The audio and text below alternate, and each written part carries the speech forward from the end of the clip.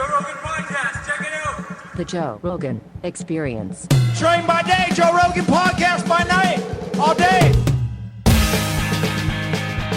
Is it really not good for you? That glass of wine is so Well, nice. one glass of wine I do not think is bad for you. Yeah, it's that's not all I have. great for you. Right. But a glass of wine relaxes you, and there's probably benefit in being relaxed. Yeah, Yeah. I agree. But the problem was I own a nightclub, and I'm there all the time. Yeah, and so you're I'm, drinking more than a glass. out with the fellas, and then I'd maybe have a couple glasses of whiskey on a podcast with some guys, Right. and then when I stopped, I was like, oh my God, I feel so much better. Like, why was I poisoning myself? Really? You did feel much better? Yeah. Immediately you felt it? Yeah, because when you think about it, we rolling? Yeah. So when I stopped drinking, I was probably having like 2 or 3 glasses of some kind of alcohol a night, 2 or 3 nights a week. Mm-hmm. And then I'd go out to dinner with my wife and have like a glass or 2 of wine. That's a lot of drinks Yeah. over the week. And you don't think it's much because you're not drunk. But the next day I'd be like, ugh, like a little draggy, Right. like when I go to the gym. And that's gone. That's great. Yeah. I wish I had that strength. It's not even strength. It was easy to do. Was I don't. it? Yeah, I don't that even miss glass, it. You know, I haven't had a glass of anything for a week now. I had surgery exactly a week ago, What'd you have done? an appendectomy. Oh, Yeah, I was. It was exactly last Thursday, which is why I have these marks on my arms.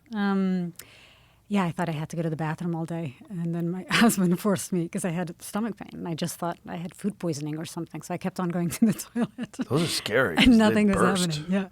Yeah, it didn't burst. But my husband forced me to go to the hospital, and I got there, and yeah, it was an appendicitis. And Whoa. I had emergency appendectomy the next morning.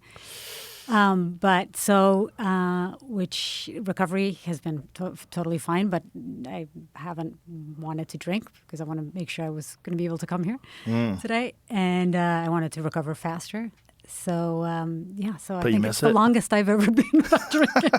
A Well, week. you have a very, very Stressful stressful job. It's insanely stressful. You are one of the most boots on the ground journalists I've ever met. You go to some really dangerous and terrifying places. Like I still get nightmares from that video where you showed me where you went to the jungle where they process cocaine. Yeah. And then walked out with them, hiked out with them through that was just nuts. Yeah, don't mean to cause you nightmares, but I love doing what I do. You know, we've done 5 seasons of Trafficked. The last season just premiered a couple of months ago. It's available now on Hulu. And unfortunately, it's the last season of Trafficked. Why is that?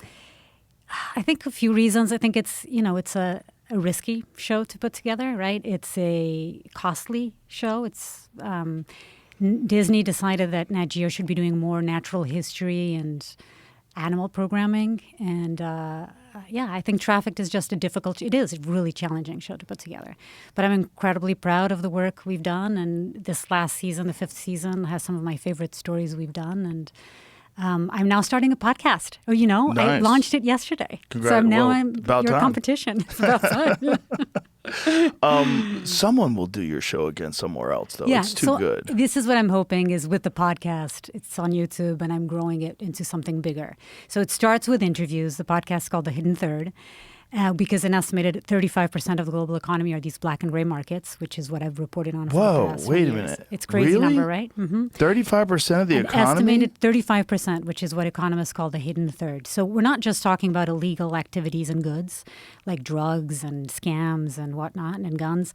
We're also talking about, so the gray, that's the black market, and then there's the gray market, which is the unregulated part of the economy. So untaxed work, untaxed goods, everything from like the man selling fruit on the corner, to other jobs and goods that aren't taxed. But this actually has an effect on all of us because it's less money that comes in for schools and infrastructure and hospitals and all the stuff we need.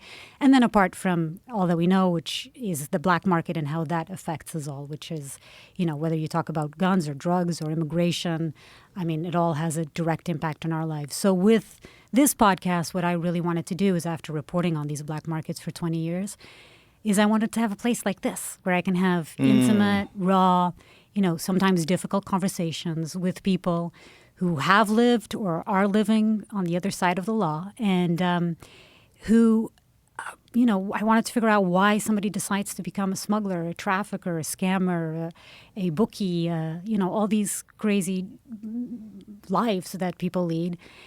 See how it affects us all, understand why what they do affects us all. And also, I think the most important part for me, which has always been, and I've talked about this with you, which is trying to understand if the circumstances were different, if it could have been you and me doing that, I think most certainly that's the case. Yeah. Yeah, most certainly that's the case geographically. Oh, 100% geographically. Yeah. If you have no options and you're stuck in a third world country, guess what? Yeah. You do what you got to do. Yeah. It was that story that we did in the same episode you mentioned, the cocaine trafficking, which I will never forget, which was the kid who was carrying in his backpack, right? He was 16, 17-year-old kid carrying cocaine, 20 kilos of cocaine on his back for days on end in the jungles. Had seen so many of his friends being killed in front of him by rival gangs. And when when I asked him, why are you doing what you do? He says, because I've always wanted to be a dentist. I want to go to school and be a dentist, but my family's too poor and they can't afford my education. And the only job that I have available for me now is doing this cocaine trafficking or, carrying cocaine on my back. And these are stories I hear all the time. So the idea of being able to place ourselves in people's shoes and understand that, yes, even the people that we consider the bad guys could be me and you, as you know, has always been very important for me. So the podcast allows me to do that. Well, that's great. Yeah. When you say that, like, it's 1/3, how much of it is stuff that's not dangerous, like selling fruit on the side of the road and untaxed labor? It's difficult to have exact numbers, but the estimate is that about 15%, 15 to 20% are black markets, and the rest are gray markets. So the totality is around 35%, an estimate. Okay. But I mean, so it's kind of half. Yeah, more or less. Half dangerous stuff. Yeah, half people untaxed, that are just unregulated stuff. Yeah. But I mean, they also mix, right? Because a lot of times what happens in one side affects the other. One of the really the things that I think we've talked about a lot is I think this number shocks a lot of people, but if you think of the drug trade alone, $600 billion, that's the estimate, anywhere between $300 and $600 billion every year just from the drug trade alone. These are crazy numbers. And so it's not so out of the box to think that, this is a large percentage of our economy. Is it difficult to get people to come and sit with you on a podcast and talk about illegal activities? Yes, but it was also on the show. I think the harder part is that on the show, we figured out a way of how to make them comfortable because I would go to them, right? On the podcast, it's harder to convince an active trafficker or smuggler to come and sit down in my office. Right, I would think it's a setup. So, yeah. So, a lot of times the meetings that we had on the show happened in undisclosed locations in vans, for example, or in places that they felt comfortable with. Their, drug labs or their drug houses or their homes sometimes. So this has been a little bit harder, but we're making it work. We're hoping that it grows, so then we actually have money to start traveling more and going to some of these places. Is this something that you always wanted to do, like do a podcast, or is it something that was a necessity when the show was canceled, or did you just think maybe I should branch out? I've always wanted to do it, and I tried. We had done an iteration of it a couple of years ago, but I just didn't have the time because I was traveling, half the year or more for Trafficked. So it was really hard to do a weekly podcast. It was almost impossible. But I spent so much time talking to people who have really interesting backgrounds, and then we use only 5 minutes of their interview, if that. And these are fascinating people that, again... Do you have access to that footage? The footage... The footage that you edited out? Yes. I mean, yes. But do you have access to it? Like, are you allowed to use it? Or is it, if it's owned by National Geographic, it's owned by National Geographic. I wonder if they would sign off on letting you put that on your podcast, because that would be fascinating as well, because I bet there's a lot that was missed on the editing floor. Oh, you have no idea. Yeah, absolutely. But the good news is that I have Come on, still Nat all these. Geo. I know. Let her have the footage. It would only help. But I have all the contacts. So as soon as I start as this starts building up, the podcast, the hope is that I'll build it myself from the ground up because all the contacts are mine. You know, all the Yeah, expertise but is mine. you have contacts with like assassins and drug Yeah. dealers. You text each other. Hey, what's up? Yeah. Yeah. Send emojis. I mean, yeah. I mean, these are Wow. people. I mean, the Yeah. assassins less so, but the traffickers and the smugglers and the scammers, absolutely. I'm still in touch with a lot of them. Wow. Yeah. Do you have Yeah. like a file where you like, like you You have want to them see my l- secret file? But do you have them like labeled like super shady, less than just unfortunate the gray. circumstances, The light. cold-blooded killers? It's all under my encrypted messaging apps. No, you know, it's really crazy because of the success of Traffic, the amount of messages I still get on Instagram and social media on a weekly basis from people who want to be on the show. Now with the podcast as well, I'm hoping that it will grow into that. But people just showing me their drugs and their guns. They show me photos of the stuff that they're doing, and they Is it because these people feel like they're going to die anyway? Like they're going to probably get killed? a lot of them are, and they're not afraid? One of the most interesting people we filmed for this last season of Trafficked was a guy that we called El Gringo. So it was the premiere episode of this season. It was about cartel. It was called Cartel USA. It's about the cartel presence in the United States. So I've reported extensively on cartels in Mexico, right, and in Colombia and in other parts. But I haven't actually spent a lot of time with the cartel here or seen what kind of influence they have in the U.S. And so I had this idea, okay, let's try to figure out how massive their presence is here, how they make the money, how do they distribute the drugs, and what impact is it having on in America. And what I found was several very surprising facts. The story actually starts in Sinaloa because I had to go there to get access to the people in the U.S. So I had to go to the top bosses to be able to get the green light to then film their operations here What in the is U.S. that like? Sinaloa, I mean, it's the place in the world that I've reported more from, apart from the United States. I've reported more from Sinaloa than anywhere else. I have good contacts there. I have an incredible local journalist called Miguel Angel Vega, he's El Fixer. He's the guy that any journalist in the world who wants to get access to the cartel will contact him. And then he has his own contacts. He's just an incredibly brave journalist with his own contacts. And then he basically contacts his people, and then they decide if they want to talk or not. And a lot of times they don't. And sometimes I've done this so many times that by now they trust me. They know that I'm not law enforcement. And so they allow me to film their operation. So I've filmed super meth labs, super labs of meth there. I filmed fentanyl lab. I filmed a guy cooking fentanyl. We were all masked up, and I filmed the whole operation. I filmed sicarios. I filmed more from Sinaloa than anywhere else in the world. It's great. But it's got to be very scary to go there and hang out with those people. Did they put boundaries on topics? I'm not on top. Yes, for example, I'm not, even though I'm in Sinaloa, I'm not supposed to ask which cartel people work for, where it's obvious that when you're in Sinaloa, everyone works for the Sinaloa cartel. I mean, everybody that's involved in the cartel works for the Sinaloa cartel. They are the cartels trying to make headway in that region, but usually it's all Sinaloa. So you're not supposed to ask who exactly they work for. And yeah, there are some questions about money, for example, how much money they make. People don't like to ask that. But I always ask all those questions anyway. And you get a sense whether you're pushing it too far. Or Right. not. Have you ever had a moment when you're doing that where you're like, I think I crossed the line? I had a moment where we stayed too long. So it was a day we were doing a story. It was for season 1. It was about guns and how about American guns, the flow of American guns to Mexico. That was when you got the police people that Yeah, were that's selling exactly drugs right. Yeah. illegally. So Yeah, for people that didn't guns. see that episode, it's quite fascinating.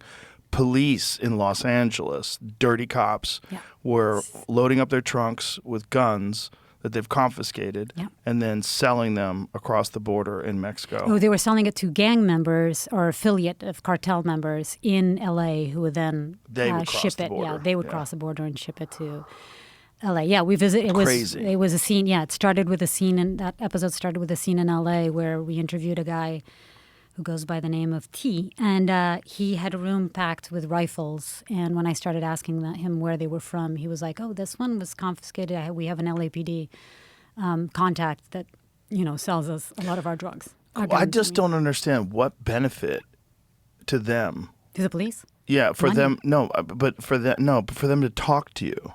Which one?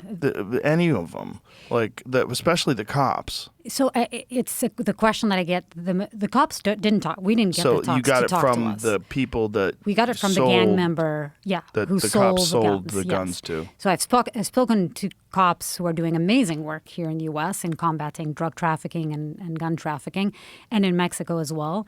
But these we're talking about corrupt cops. So that was not the case. This was a gang member telling me how he had acquired those guns from LAPD, confiscated guns that he had acquired from LAPD. But even that, what would be the benefit to him to talk to you? So in that case, it went back to my contacts in Sinaloa. And I think it's 3 reasons why people talk to us. I think the first one is ego. People want to boast. And if you're part of the Sinaloa cartel, or even if you're a boss in the Sinaloa cartel, and there's an ongoing war between you, a turf war between you and another gang like the JNG, which is the cartel Jalisco, they're fighting for power, right? So here's an opportunity to show how powerful you are. So it's ego, right?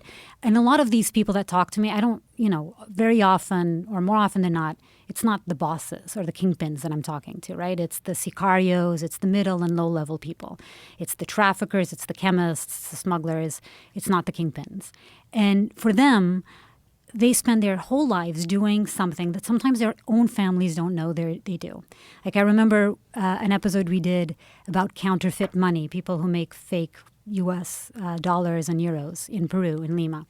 And this guy, shiny eyes, so excited, showing me how he finishes these bills to make it look and feel and smell exactly like a $100 bill. And when I asked him, and he's a taxi driver by day and he does this by night, and I was asking him, so why did you accept talking to us? He says, look, my wife doesn't even know how good I am. I am the best of doing this. Nobody in the whole world can make this as well as I do. And I always wanted to be able to talk to somebody and show off how good my skills are. And you're giving me an opportunity to do this. That's crazy. So I think ego plays a huge role. And then impunity, in places like Mexico, so much corruption. What's the downside to talking to this woman who comes and asks funny questions, right? Right. And then I think it's the wanting to be understood. I think everybody wants to be understood, and they know they're considered the bad guys. They know that there's so much stigma around what they do. And I tell everybody, I'm here to try to understand what you do. I'm not here to judge you, because I think it's much more important to understand why you do what you do. The guy who makes counterfeit bills, what's his process? Oh, it's freaking fascinating. Because does he replicate a dollar bill with all the little things inside Everything. of it? It was incredible. So there's the graphics person, there's the printer, and then he does the finishing job. He's the finisher. And he said he was the best finisher in the job. And I said I started calling him Cristiano Ronaldo, the Portuguese football player, because he's the finisher in soccer. So I called him Ronaldo. Okay, you're Ronaldo. And he uses it's kind of like a porridge that I used to eat when I was a kid in Portugal. It's called it's a type of a cerelac. You guys don't have it here, but it's like a meal. What do you call that? Like oatmeal? Cornmeal, like a cornmeal. And he uses that, and I saw him using it. It's not cerelac, actually. It's maizena, which is another brand. But he uses this sort of cornmeal to finish these bills, to make it the consistency, when you touch it, feel exactly like the real stuff. Is it made with the same paper?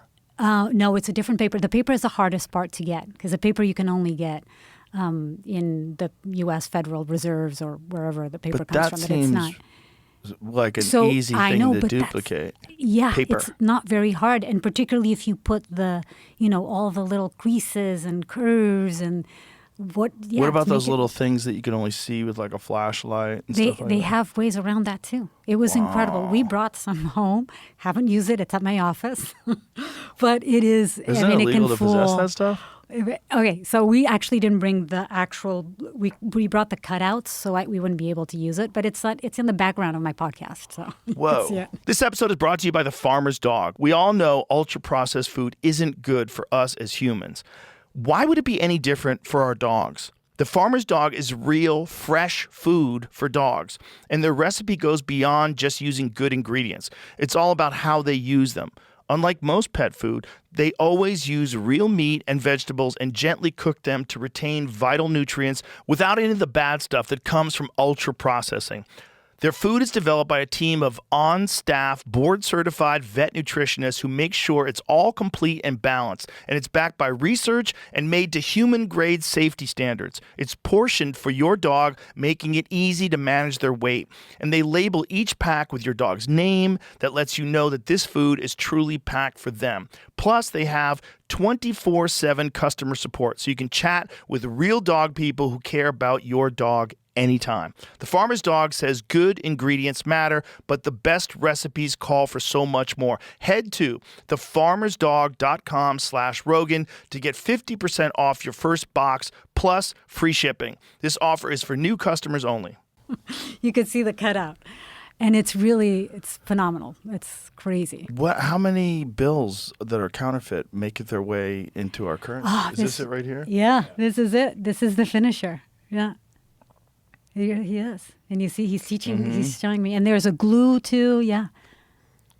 And so he's making it seem more weathered, more worn? Yeah, and they make it seem weathered and worn. Wow. Yeah. It's so crazy. And how Cricket's many... porridge, you see, yeah. Yeah, so he scrubs it down a little bit? Yeah, with a toothbrush. All stuff that he bought at the store, like next door, that you know. How much currency goes through this guy's production? I cannot remember. This was 5 years ago, season 1, but it was a lot. And it's the U.S. Secret Services that are in charge of going after these guys. So we actually saw the real money being made when we came back to the U.S. And but I can't remember. But it was millions of dollars. I mean, it was like 5 or 6 families in Peru, in Lima. They're the center of all this. That were in charge. That were the best of the best at making these, and we got inside one of these. And how does that stuff get into U.S. distribution? Usually in bags. Commercial airlines, just like drugs. A lot of drugs make it in commercial airlines. Same thing. Commercial airlines, bags, people would carry. The money mules would carry it. Actual carrying money. Yeah. And then when it gets to America, what do they do with it? They distribute it. So it's funny. It's interesting. They actually they go to small towns and they distribute it in grocery stores, and they don't go to like a Walmart or a big superstore. They go to small first. And that's how it gets in the general. So they just buy things with it? They buy things and, I wish I remember, this was 5 years ago. They buy things, but they also have people that exchange that for less cash. Yeah, that's what it was. I think they end up getting people. So people that know. Yeah, that know, and they end up getting like 70% of what, I think it was something like 70% of the actual cost for real bills. So they get real money in exchange for giving They get people. 70% of what a real bill is? I mean, the whole operation, I think, was. So if you have a $20 bill, you get 70% of that back in profit? Like a fake back $20 in profit, bill? yeah. The head of the group that then sells the bills when they're made. I would have thought it would be like way less than that for 70%. someone to be willing to exchange you real money for fake money. Yeah, I have to verify. Again, this was 5 years ago. But Okay. We've done 50 episodes, but I think it was something like that, if I remember That's correctly. crazy, though, that it just gets distributed by small businesses. Yeah. And so one of the things we started was we reported on a lot of these small businesses that found out that they were having massive amounts of loss every year from fake bills. And I remember it was in Oregon. We did a few stories there where a lot of people were complaining about this, small business owners. How do they get discovered that they have fake bills? I think they go to the bank and try to. Oh, the bank knows. They So try to does the bank deposit it. Do they like look at every number on the bills? Like, how do they find out that they're fake? I think the bank is able to find out just by looking at it. Oh, okay. Because I think it would fool us, but it doesn't fool somebody who's trained to look at these bills. So the bank, when you bring money to the bank, they look at every bill and They're make sure it's supposed to. legit? Yeah, I know that's how they figured out that they had. You got to been go to a given lazy counterfeit. bank. go to a bank where people are just phoning Partying it in. all night. Yeah, they just assume that it's real. They don't care.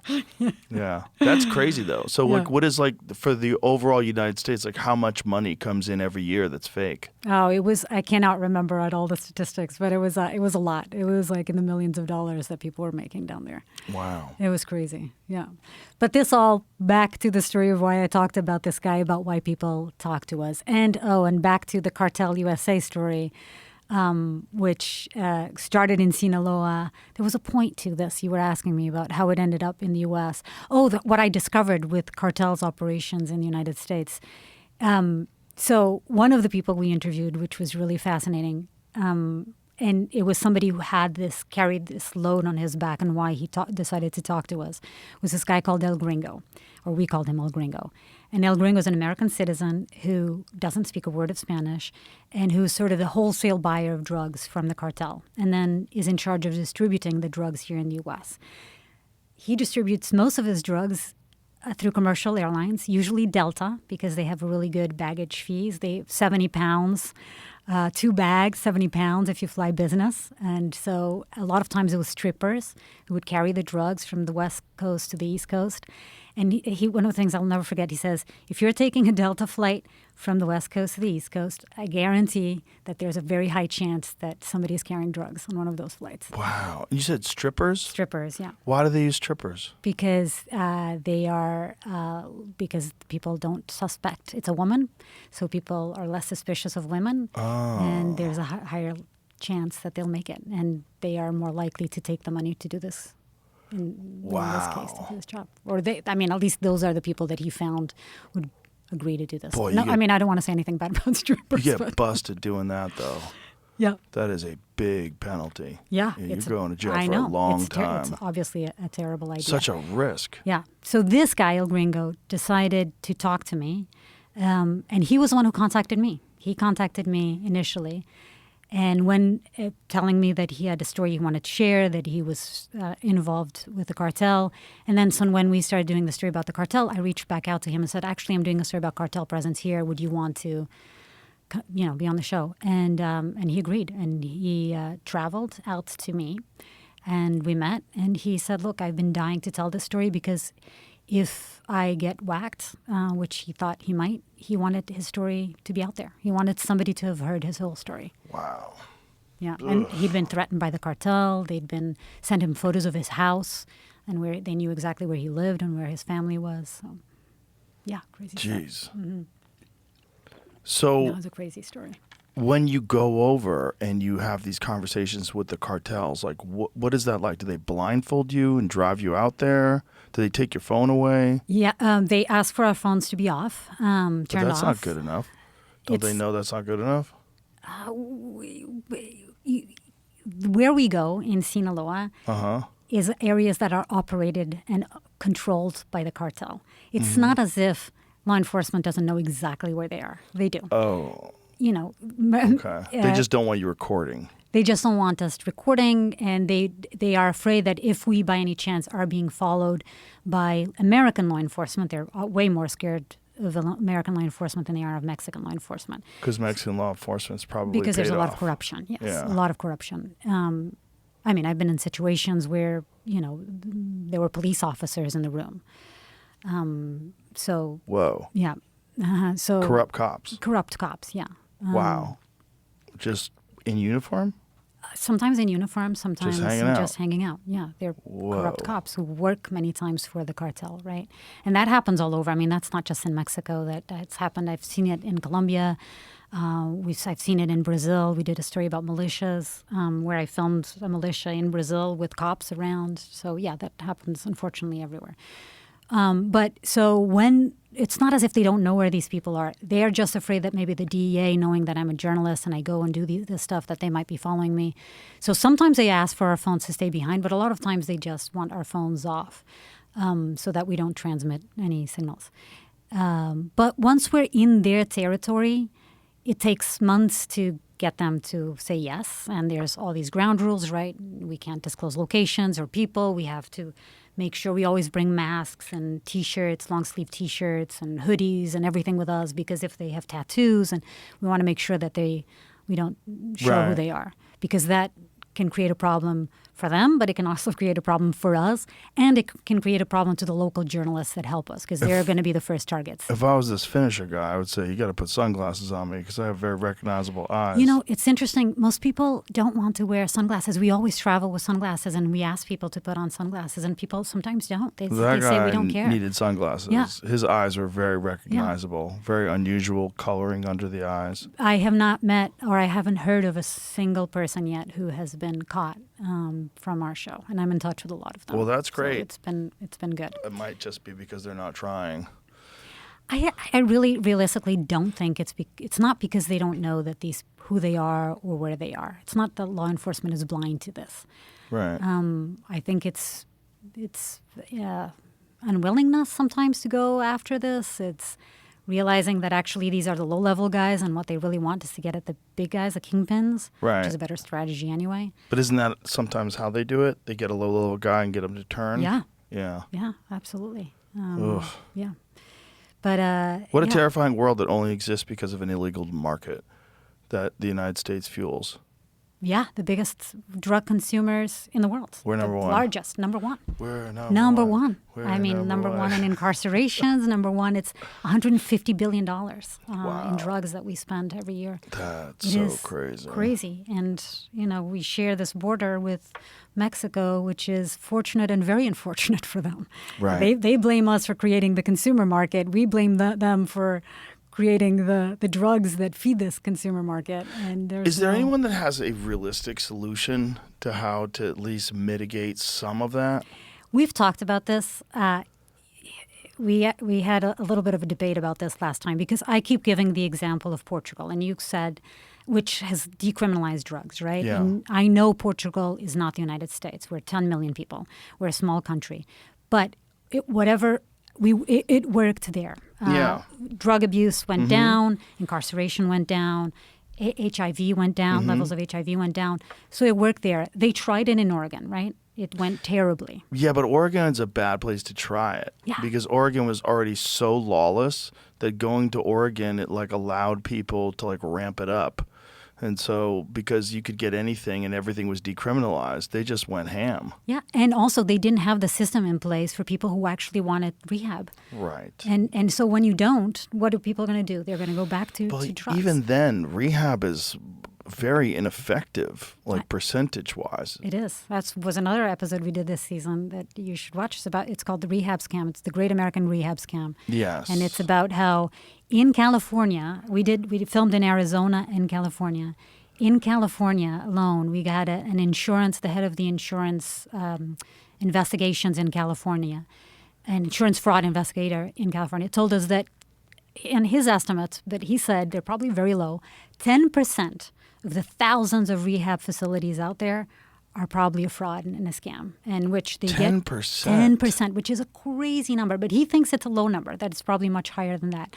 So our story was all about body brokering and rehab scams, and Body brokering? Body brokering, yeah. What is that? It's a term that applies to rehab scams. So rehab scams is basically the buying and selling of addicts in this billion-dollar market, right? So it's they create these fake rehab centers that bill insurance for treatments that they are not actually giving people.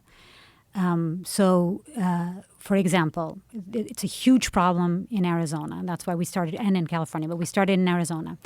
Native Americans have really easy access to health insurance through the Indian American health plan that they created. And it started as a good thing because it was difficult. A lot of people lived in reservations far away. A lot of people, because of generational trauma and alcohol abuse and drug abuse, there's a real need for health insurance and for them to have access to health insurance. So you have these huge communities that when COVID happened, the state made it even easier for them to get the help that they needed through health insurance. But all these bad actors realized, oh, this is great. We're just going to build these fake rehab centers, go around in white vans, literally. There's thousands of people still missing in Arizona, most of them Native Americans. And they go out in white vans to these reservations in Arizona and New Mexico, and they bring people who have problems with drug and alcohol, and they bring people to these centers, and then they start billing insurance. They get you on an insurance plan, and they start billing insurance crazy amounts of money. Like we were investigating this one facility that they were making $800 and something $870,000 a week from dozens of people that they were housing, and not actually providing them the treatment that they so desperately needed. So just house them. Which is also illegal. You can't you can't offer somebody free housing, and then tell them that you will only get the free housing if you go and do our treatment. That's illegal. It's an illegal kickback. But so they were doing this out in the open. And some of these business operators were actually not even Americans. They were Nigerians. I found out that there were some Nigerians that own some of these rehab facilities. Nigerians are so good at scamming. Oh, my God. They're so it is ingenious. Bananas. Yeah. This episode is brought to you by Happy Dad Hard Seltzer. A nice cold Happy Dad is low carbonation, gluten-free, and easy to drink. No bloating, no nonsense. Whether you're watching a football game or you're golfing, watching a fight with your boys, or out on the lake, these moments call for a cold Happy Dad. People are drinking all these seltzers in skinny cans loaded with sugar, but Happy Dad only has 1 gram of sugar in a normal-sized can. Can't decide on a flavor? Grab the variety pack. Lemon lime, watermelon, pineapple, and wild cherry. They also have a grape flavor in collaboration with Death Row Records and Snoop Dogg. They have their new lemonade coming out as well. Happy Dad, available nationwide across America and in Canada. Go to your local liquor store or visit happydad.com. For a limited time, use the code Rogan to buy 1 Happy Dad trucker hat and get 1 free. Enjoy a cold Happy Dad. Must be of legal drinking age. Please drink responsibly. Happy Dad Hard Seltzer, tea, and lemonade is a malt alcohol located in Orange County, California. But Americans too. I mean, there were a lot of them that were Americans. So these guys are like driving around in Ferraris, and people are living in these fake centers. I spoke to people who the therapy that they were billing like $2,500 for a therapy session, 1-hour therapy session. That was a Zoom meeting, a Zoom call with 600 people on the call, and that's the therapy session. It's bananas. Or people who weren't even there, and they billed for insurance, and the people wasn't so even 600 people Yes. they were collecting $2,000 from 600 people for 1 hour. Mm-hmm. Wow. It is insane. Well, I could see why they would do that. Yeah. If that's a possibility to Yeah. make money. Yeah, if you open the door to criminals, and the thing about rehabilitation centers is a lot of people that go to rehab or get involved in rehab, they've also had shady pasts, right? They've been involved with criminals, and then they go, listen, man, I think there's money to be made here. Like, this ain't fixing nobody. This is court-ordered rehabilitation. I had to go in here. Right. Let's make some money. Right. Start our own place. Right. What's the steps that one has to take if one was to open up? Not that I'm thinking about doing it. Not that I'm thinking about doing it. But if someone was a scumbag, let's someone was a teach terrible everybody. person, not me. But if someone was a terrible person, like, what would someone do? What are the parameters? Like, what do you have to do to open up a rehab? You need a license, probably a state license, but in some cases it was just really easy to get a state license. In Florida, it became a huge problem. It was called the Florida Shuffle, which was this. You were going back and forth between, detox and rehabs and outpatient treatment centers, and they were all owned by the same sort of, well-known fraudsters. So you have to get a license, but there's not much more, and that was the problem, is that anyone could get a license and anyone can operate one of these. I was reading about a judge that recently got busted because this judge was sentencing people to the rehab that they owned. That is. And so taking like dangerous, violent criminals and not incarcerating them, but instead sending them to these rehabilitation centers that they owned. Wow. Yeah. And just collecting. Yeah. It's so sad. It's really, as somebody who's reported on the opiate crisis for so long, just that is the only hope, right? Let's figure out a way. We have been trying to arrest ourselves and militarize ourselves out of this problem. Yeah, it doesn't work. It doesn't work. It's a public health crisis. 100%. One of the other stories we did this season was about trank dope. Do you know what trank dope is? Trank dope? Yeah. No. It's fentanyl now is being mixed with a thing called xylazine, which is an animal tranquilizer. Oh, fun. So fun. It's horrible. And 90% of the fentanyl that is now that's coming out of Philadelphia, Kensington, you've seen the zombies. Oh, I have seen Trank, where those people fall over. Yeah, like zombies. They're walking look like down. They're doing crazy yoga. Yeah, in Kensington. It's the saddest thing. So we spent time in Kensington filming. What is it about that stuff? Is it the tranquilizer that makes them just fall over like that, standing up? Yeah, it's part of it. So it's a really interesting, as we all know, it all started with Oxycontin. And then it went to heroin. And heroin was a great high for people who are addicted to opiates because it was a powerful high and it would keep you high for a long time. And then came fentanyl. And fentanyl gives you an even more powerful high, but it's fast acting. So you get out of it fast.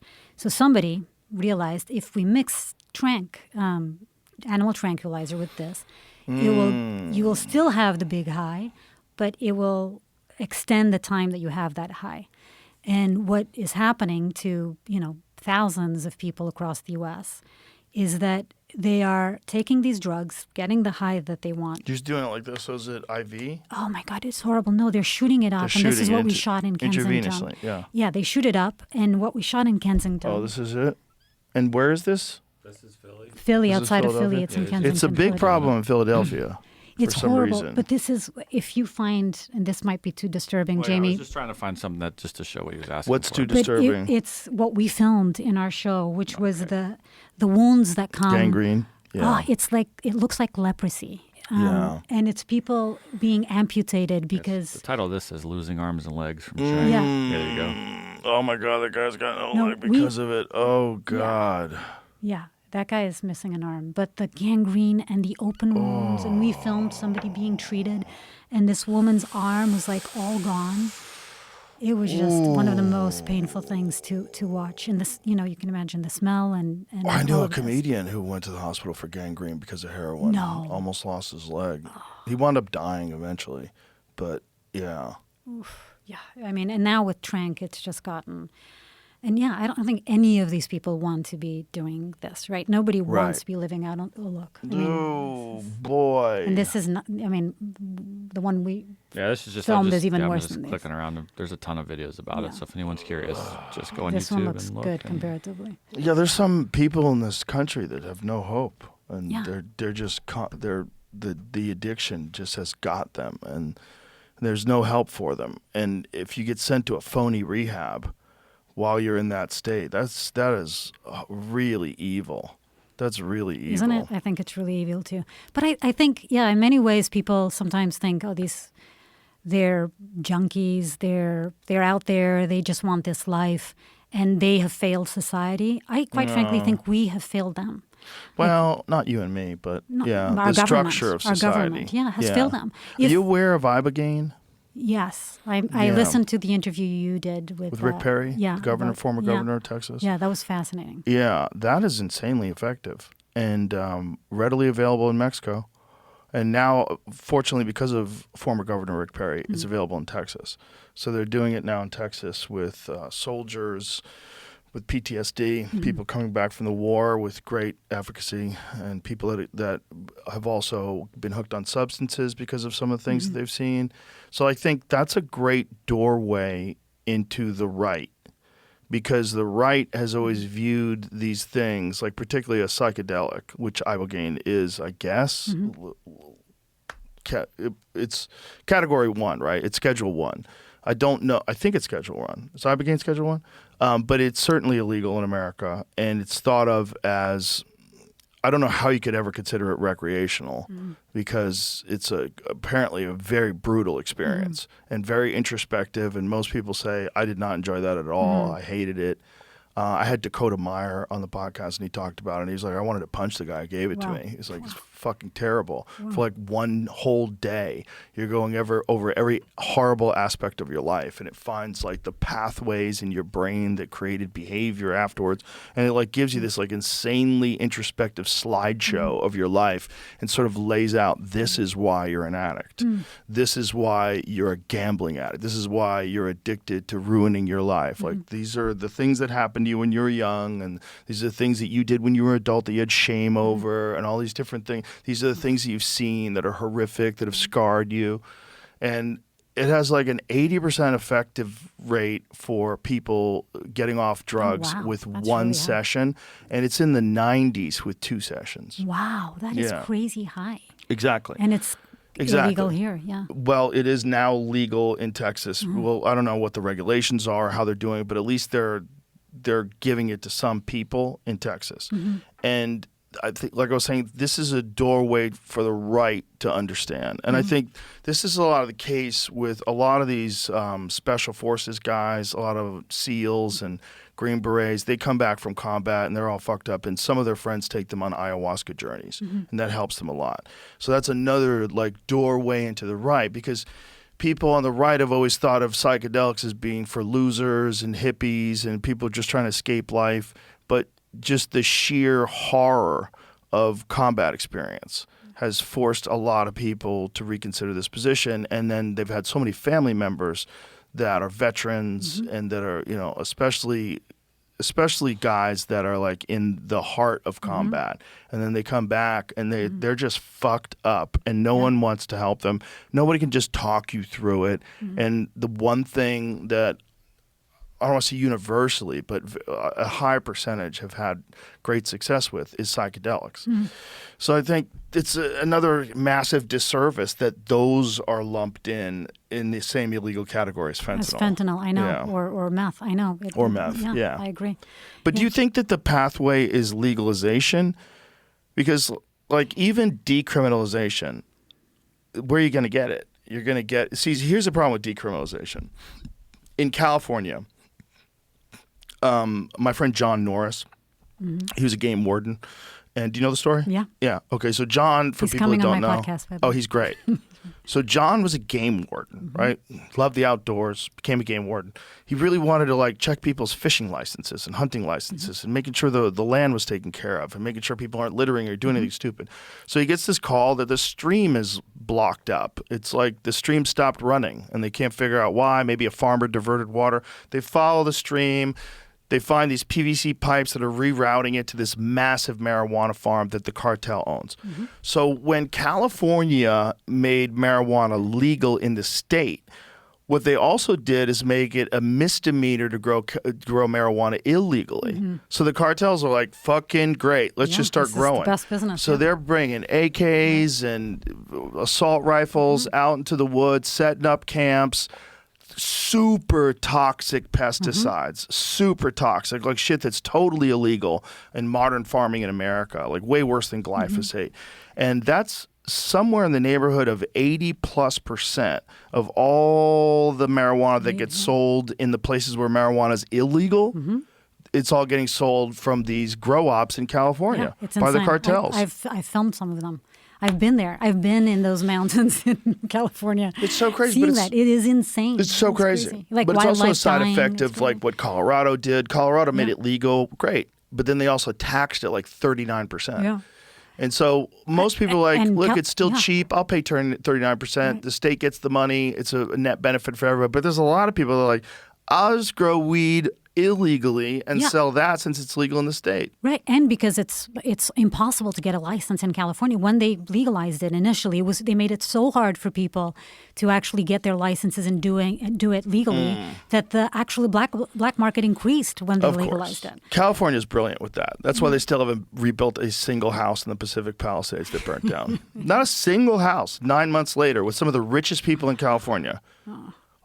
Yeah. Because nobody can get Yeah. permits. They're trying to make it easier to build. Allegedly. How if you would have done it. Have you had Gavin Newsom on your phone? No, he's been taunting me, trying to get me You to have him on. should. Why? I don't know, because he's interesting. You think he's out there. interesting? He's interesting as like a sociology experiment. Like if you were a psychologist. I mean, you talk to everyone, I think. Yeah. Do you know who I really love that you interviewed recently? Who? James Tellerico. He's great. Yeah, he's fantastic. great. He had great insight as to what's going on in Texas, too, where these Christian fundamentalists who are very, very wealthy are trying to turn Texas into a theocracy. Like these guys sound That like was full-on freaking crazy. nutters. Yeah.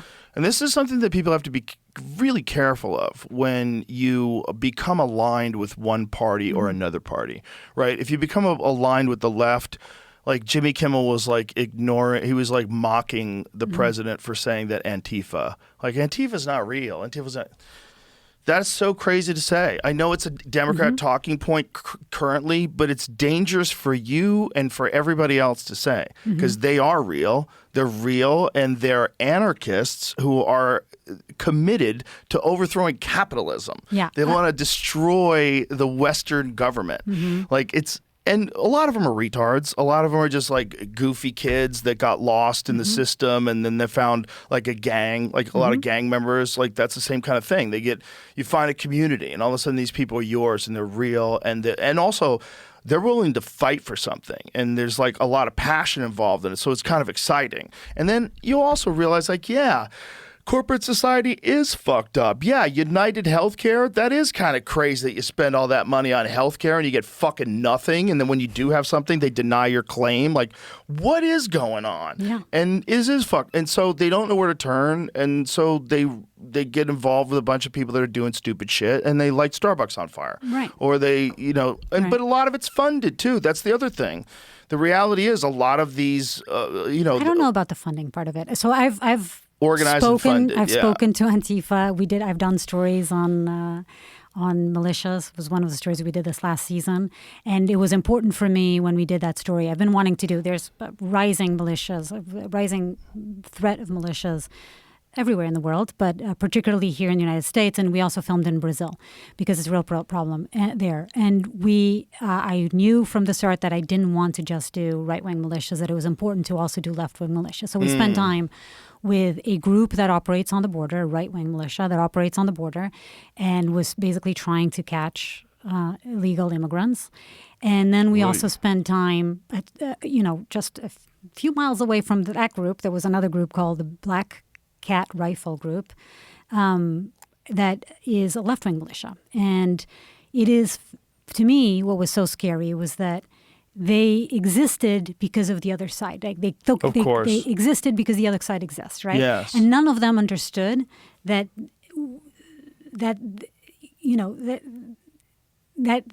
one would become stronger, the stronger the other would become, and that this was all going to end not well for any of us.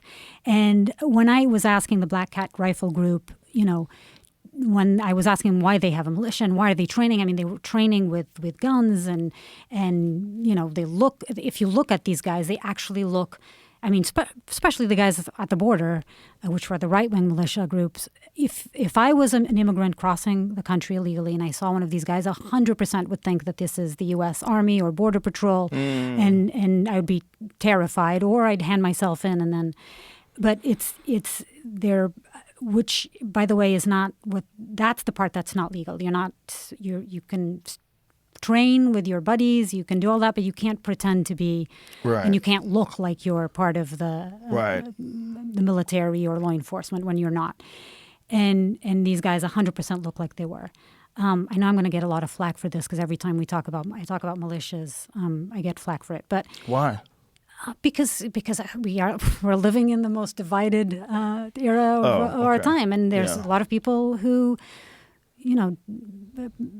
believe that militias are important and think that it's important that they exist. I find them incredibly dangerous. The existence of militias outside or on the periphery of the law, I find it incredibly dangerous. And so when I was talking to the right-wing group, they said something. When I started talking to the left-wing group, they were giving me the exact same reasons. Yeah. I mean, it was the exact same conversation, but seen from the other side, right? Yeah. And so I said, like, do you not? This is exactly the same thing that the other guy said. And they were like, yeah, we're here. We think in their point was that, and they don't call themselves militias, by the way, the left-wing group, but they didn't like the fact that I called them militias. But they were saying was that, but this is basically a group who trains for what they think is going to be an incoming possible civil war. We talked about civil war with them. Boy. I know. And they said, look, minorities in this country are under attack, a lot of times by these right-wing militias, whether they are part of the LGBTQ community or they're, Black or Hispanic, they're under attack. And it's our job to train to make sure that we protect these people that are the most vulnerable in our society. And we have to arm up and train and be ready to fight and go after the other people if we have to. They said they only protect themselves. they only defend themselves, right? But that's the exact same thing that I It heard is the from the other exact same side. thing. That was my point, was that like people like Jimmy Kimmel talking about Antifa not existing, like that's not good for anybody. No, they are real and they are violent. And then people on the right that want to ignore these people that are trying to turn Texas into theocracy and put the 10 Commandments in every school.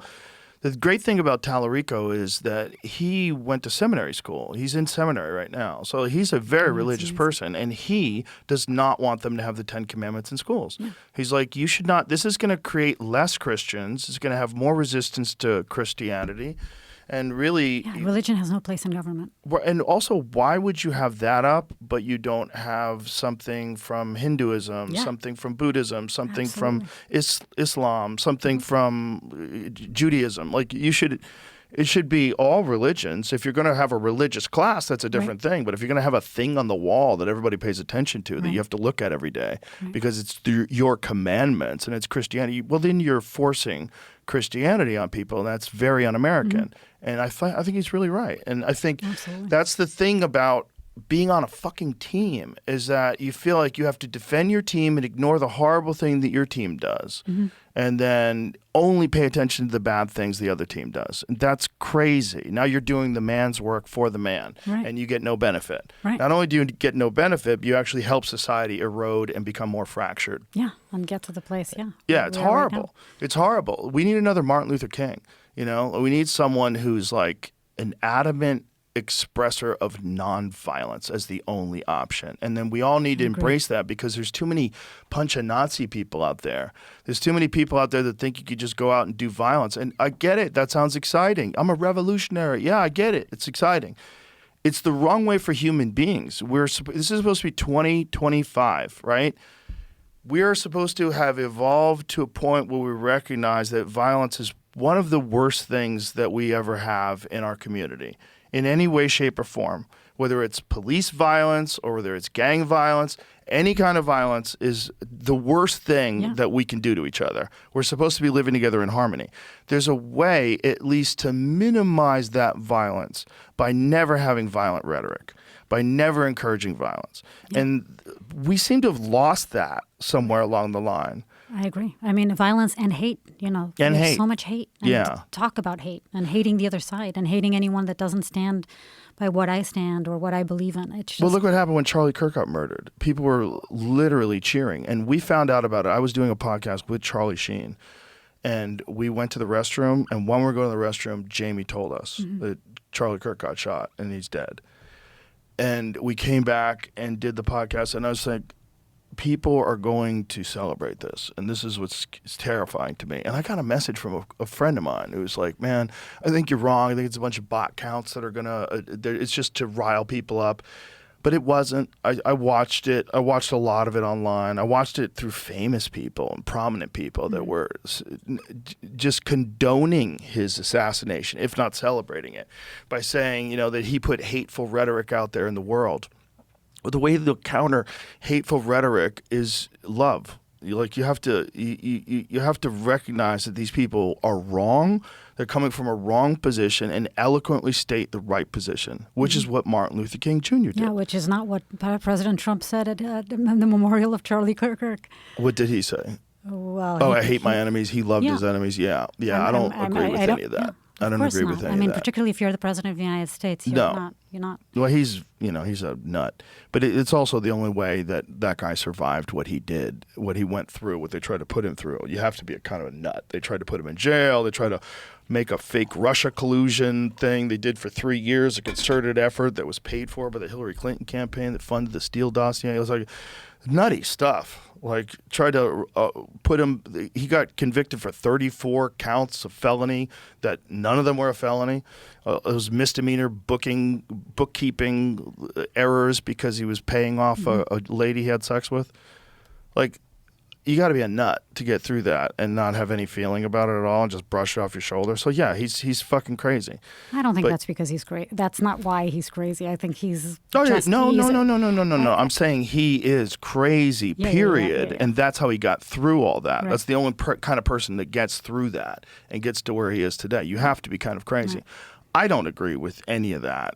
like hating my enemies and going after my And enemies. I know but you don't agree with the immigration raids either, which I've heard you talk about on this podcast. And listen, I think I'm so happy that you do talk about it because I do think it's an incredibly important issue. I mean, it is an important, live in and LA. it's one of those right-left things too, right? Where people on the right are like, fucking send them all You back. have no idea. Every time I Yeah. posted about this, and I get so much hate also. Like, I get immediately people saying horrible things about immigrants and saying horrible things about me. And I get unfollowed immediately. Like, people don't like it. The thing is, they like do it the right way. They like do it the right way. Here's the problem with that. You can't do it the right way. If you live in Mexico or you live in Guatemala and you're walking here and you're getting across the Rio Grande River, and here's the other thing. For the last 4 years during the Biden administration, it was well known throughout the world that the borders were wide open.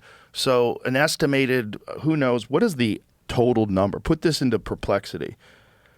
That's our sponsor, Perplexity. Ooh. What does Do it they say? want to sponsor my How many podcast? people do they estimate came in Yeah. illegally over the past 4 years during the Biden administration? But it's millions and millions of people, right? So people knew that they can come across. Now they're here because somebody invited them, right? And then they were bused to these places and flown to these places, and they were given EBT cards, and some of them were given cell phones. And now you're going to arrest them? Now you're going to like swoop in and handcuff them? And fuck, like this is crazy. You asked me to be here. They don't know. It's the same goddamn country. Okay, I have spent time on the trail of immigrants. I was in the southern Darien Gap where a lot of the immigrants were coming, and I spoke to dozens of people who were doing the journey. And maybe I just got lucky or unlucky that I spoke to the majority of the people that I spoke to had, a lot of them were from Haiti, from Venezuela, places that are completely torn up. Yes. No economic opportunities, Right. whatsoever. Violence, extreme violence. These are the stories that I know are happening. And I have a good friend. His name's Jacob Soboroff. He's a reporter for MSNBC. And he's been covering immigration raids from the beginning. And one of the stories he did, and I love that I'm talking about this because this has become really important for me. Because I live in LA and I'm affected by this on many levels. Also, you have an Because accent. You're from I have an Portugal. accent. Exactly. I'm an immigrant. So I You know. might get green I carded. know. Yeah, exactly. they might pull you over. Ask for your They might papers. actually take away my citizenship. One of the stories he covered, and I think exemplifies what's happening to me right now, is Estela and Nori. This is a mother and a daughter from Guatemala. The daughter was born in Guatemala with her mother, and her mother was gang raped in the small town. She's from a small, impoverished town in rural Guatemala. She was gang raped. And the next day, and her daughter watched her being gang raped. And she was violently beaten up. She had blood all over her face. They broke her bones. It was horrible. With her daughter, who was young at the time, watching. And the next day, she decided she had family members in the U.S., and she decided, this is it. I can't live here. And I have to take my daughter to a place that's safer. Her daughter was traumatized, by the way, by now. They came to the U.S. They immediately went and asked for asylum, which, by the way, most people don't know this, but it is completely legal to come to the United States. Whatever way you enter, even if you enter illegally, it is legal to come to the U.S. and ask for asylum. That is not coming to the U.S., entering without papers, and then asking for asylum is legal. So even when people say, yes, but you can't do it illegally, you're wrong. It is legal to do so, coming in with no papers and asking for asylum. What are the requirements to request? Persecution. You have to be a victim of persecution, whether it's Cartels. or violence, violence. rape, political. What are the 5 things? It's like, Jamie, can you look this up? It's political, religious. Political, religious. There's like 5 reasons why people can be persecuted. And so they came to the U.S. They immediately started applying for asylum. And there's 11 million cases backlogged right now of people asking for asylum. Here's a Race, breakdown. religion, nationality, political opinion, membership in a particular social group. Yeah. So those are just the 5 those reasons. 5 things. Yeah. Interesting. So political persecution also involves imprisonment, torture, or threats of violence. Huh. The answer to that question, too. Yeah. What's the numbers? 10.8 million. This is it says encounters, though, where they crossed and were stopped. But it also goes on According to to the Trump administration's, well, let me say this. According to someone I spoke to at the Trump administration, they said they believe it's 20 million over 4 years. Oh, I don't think that's that. I think that number is highly exaggerated. Well, this says, in addition to these apprehensions and encounters, officials reported an estimated 2 million gotaways, individuals who were detected crossing the border illegally but evaded capture. Combining these figures suggests roughly 12.8 million total unauthorized border crossings or attempts during the Biden administration. Or so not attempts. 20, but 12.8. Yeah, or That's still attempts. quite a bit. Yeah. Here's another thing that people keep talking about is how many people Obama deported. But I Deporter in think chief, that's right? not, I think they're saying it incorrectly. Because I think when they say that Obama deported 3 million people, they always use this like as an aha against Trump deportations. I believe Obama's deportation numbers count turnaways. Like when someone makes it to the border and then you send them back. Very different. Yeah, I mean, he than was nicknamed running the into deporter Home in chief. Depot Right. and grabbing people like Right. with a mask over your Right. face, Right. like what we're seeing with ICE. Right. Oh, worse than that. Even worse than going to the Home Depot is the case of Estelle and Nori, where they were going to check in on their procedures at the courthouse. And when they went to check on how their asylum case was going, they were detained. They had been living here for several years. The daughter is a star athlete, amazing student. But wait, even worse. So they are deported back to Guatemala, taken, like their family didn't even know where they were. They were taken. They took away her medication. She had high blood pressure, the mother, high blood pressure. They got to Guatemala. They don't know. They haven't lived there in decades. They have no idea what to do. They have no money in their pocket. They don't have access to the medication. So the mother dies. And the daughter stays in Guatemala, and there's footage of her holding the coffin until it's buried, and her wanting to be with her mother. And these are the stories. I mean, even if this just happened with one person, we should be asking if this is the right thing to do. But this is happening to, hundreds, if not thousands of people all across the country. And this is not all right. I mean, this is not all right. We should not be doing this. Especially if someone's already been granted asylum. Like there should be. So their asylum procedure was ongoing. They hadn't been granted yet, but that is. But still, you can't remove somebody whose ongoing asylum procedure, and plus that's not meaning she was trying to do it the right way. Yes, absolutely, and that's not what we were sold, right? Right. A lot of people voted for Trump because they thought that he was going to go after the criminals. I think very unfortunately, a lot of this stuff is political, and the fear is the both sides fear, right? So I don't know if you know this, but Minnesota Governor Tim Walz, who was running for vice president, he just passed. You also had him on, right? No, I did not. They just passed something in Minnesota where illegal immigrants are allowed to have driver's licenses and vote, which is kind of crazy. Because Are you sure? yes. That they're just allowed yesterday. to vote? Yes, just yesterday. Yeah, we'll pull it up. Illegal immigrants, as in they snuck don't even into the have a country, green card, As in not supposed to be here. and they're Can allowed have to vote in driver's what? licenses and can vote. Let's find out. This is the story that I read. Jamie, find out. I read this story and he was I like don't believe proudly this. talking about. I know, sounds crazy, right? It sounds crazy, yeah, because I became a citizen so I could vote, and it took me a long time to get. Oh yeah, no, I citizenship. know a lot of friends who became American citizens, and it was a long, grueling process, and they had to prove that they were exceptional, that there was a reason for them to be here. A lot of them were comedians and I didn't have to prove entertainers, it. and I'm not seeing that. what is it? I don't know. What are the facts of the case? I typed in Tim Walz passed a legal immigrant vote, and It was all over the Twitter, like, a response couple is of days Twitter, ago. Tim Walz Okay. has not passed a bill. Okay, driver's licenses. That Find was something that happened in 2023. It said. Yeah, but there was something that just happened a couple of days ago. Well, Find it. Yeah, I'll find it. I'll check on Twitter. Illegal. I have to say I find it very hard to believe. That Me that's- too, but not because I think that what I was getting at is a lot of the reason for wanting an open border is congressional seats. Because one of the things about when you do a census, it doesn't count how many people are citizens; it counts how many people, and so you can get extra congressional seats if you have more illegal immigrants in your city, and you have much more political power that way. But why do you get more seats if they can't vote? It's just how it works. It's just how it's the way our census is set up.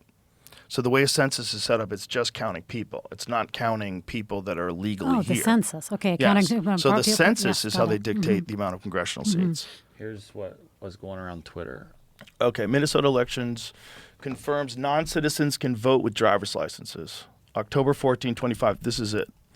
State hearing, Minnesota Director Elections Paul Linnell testified that non-citizens holding driver's licenses under the 2023 Driver's Licenses for All law can register to vote and cast ballots by affirming eligibility, as the ID verifies identity but not citizenship. Secretary of State Steve Simon noted that such voting is illegal and rare, with post-election adults identifying discrepancies for prosecution, including 59 potential cases in 2024 that they. The testimony has prompted Republican demands for voter roll audits and reforms coinciding with federal lawsuit against Minnesota for incomplete registration data. So at the very least, this is opening up the door for people that are non-citizens to vote. And it seems like they're confirming that non-citizens with this driver's license can vote. That it can be a consequence of it. It's not. That's not the goal of it. But it's not also the goal. It's a consequence that can happen. It is a consequence of it. But I don't think it's purposely done. I mean, I think that it's trying to make it easier for people to vote, and unfortunately, it's a little bit like the rehab scam, right? You're trying to make it easier for Native Americans to get health insurance, but guess what? Then there's people who are going to abuse that opportunity or that. Most certainly. And that's what's happening. That seems like what's happening here. That's a very charitable way of looking at it. Maybe, but What are you trying to say, Jimmy? I don't understand. It says that they can register to vote, but the next line says that the voting is illegal. Yeah, it's illegal, but they can register. But they could do it if they wanted to. Either way, I think what is happening is that immigrants are being used as political pawns, right? As we know, from both sides, by the way. That's true. Both sides. 100%. And we both agree with that. And these are human beings, like the mother, and like so many Yes. of these stories, like the father of the 3 military American guys went and served for our country, and the father was deported. These are, horrible stories of human beings. And a lot of times the people that are traumatized are American citizens. They are the kids. They're pulling away their family members, their mothers, their fathers, and it's American kids who are being traumatized. It's also heartless. And you're showing to the world that you don't care, that you just want to achieve a result, and you want to achieve a result that is going to leave a terrible feeling for anybody with a heart that looks at that story in that case. And then you're going to associate the United States government more and more with tyranny, more and more with fascism, 100%. More and more with, you think you're just enforcing a law because these people broke a law, but that there's still human beings that have been a part of these communities. The law is just some shit people wrote down. It should make sense, and there should be exemptions or at least some sort of amnesty for someone who's been here. That too. But and there a is pathway. Yeah, and a pathway. And right now there isn't. Right, because these people are probably not paying taxes, and if you could make them citizens, you know how much more money you would make? Right, but they do pay taxes, Sure, for buying things. No, and not for only property for buying taxes. things. Oh, for income tax. For income, they actually pay income taxes. Right. Do they file for income taxes, or do they get income taxes removed from their paycheck? Can you check that out, Jamie? I read about this recently because it's something that so many people, it's often used by the right, how these people are here and they don't pay taxes. That is actually not. It's millions of dollars a year that undocumented immigrants pay in taxes. I'm sure. Not they only pay in sales, a lot but of also taxes. in income taxes. And both with the fake Social Security numbers they get, but also I think there's something that well, you probably have to have that for certain jobs, right? Fake Social Security numbers. But I think there's a way also that they figured out that people are here while they're going through asylum procedures or trying to get their green card. But there's still a lot of people that are from 2016 says $11.6 billion in state of success. Collectively, undocumented immigrants. So I would imagine, though, that that's like at the very least less than there would be if everybody was totally above board. You know what I mean? Oh, yeah, 100%. You'd we could be making so much more money. Exactly. And I mean, they're who are we kidding ourselves? I mean, they are the backbone of our economy, particularly in California where I live. There would be no construction. There would be no agriculture. There would be no, kitchens and restaurants and hospitality services without these immigrants. Undocumented immigrants paid nearly $97 billion in federal, state, and local taxes in 2022. So That's the idea that they nuts. don't pay taxes is bullshit. It's a lot of money. And that's money that now you have to account for because those people are going to get kicked out. Yeah. Right? Yeah. And But meanwhile, if they'd figured out a pathway to citizenship, I bet that number would increase. You know, and also they Absolutely, could it get would different increase. jobs. Yeah. You know, they wouldn't be stuck economically because that's the weird thing about people that sneak about. Like when these farms get raided and they bust all these people, and the farm doesn't get busted. Like, hey, I know. Yeah. what were you doing? And how much were you paying them? Like, should you go to jail for paying them less than you're supposed to pay people? Yeah. Because that's the reason why you hire people that don't have any paperwork. Yeah, because you want to pay them less. One guy is a horrible person. I heard he did a job, and then when the job was over, he called ICE on the people Oh so he my didn't have to God. pay them. Might not be that real though. is It might be a horrible. TikTok. Might be a little. They might have got me. It wouldn't surprise Might be me, trying unfortunately. to set It's us up to horrible. yell at each other It's horrible. because that's a lot that's going on too. Oh, it's But yeah, crazy. it's heartless, and It is heartless. and if you're supposed to be a Christian nation, right, which is like what the hardline right people want, well, that's not a very Christian ideal. Yeah. Well, they broke the law, right? I get it. They're families, right? Mm-hmm. You would have broke the law too. But by the way, most of those people are deeply religious. A lot of those people that are coming from South America, deeply religious. From Central America, deeply religious people. Deeply like religious, they'd be on your side if they had a chance. You know, those are like hardworking family people. They'd be the kind of people you want in your community for the most part. But there have to be a way to sift out. You have to figure out, okay, who's the cartel members, who's a terrorist, and 100%. So I don't Who are the believe in an violent criminals? open border, Yeah. but I do believe that once people are here and they've completely integrated into society, it seems pretty foolish to just snatch them up and send them to countries that they don't even know anymore. How about this guy in Maryland, this Abrego Garcia guy Yeah. that they're trying to send him to Africa. Oh my God, it's insane. 3 countries in Africa said no.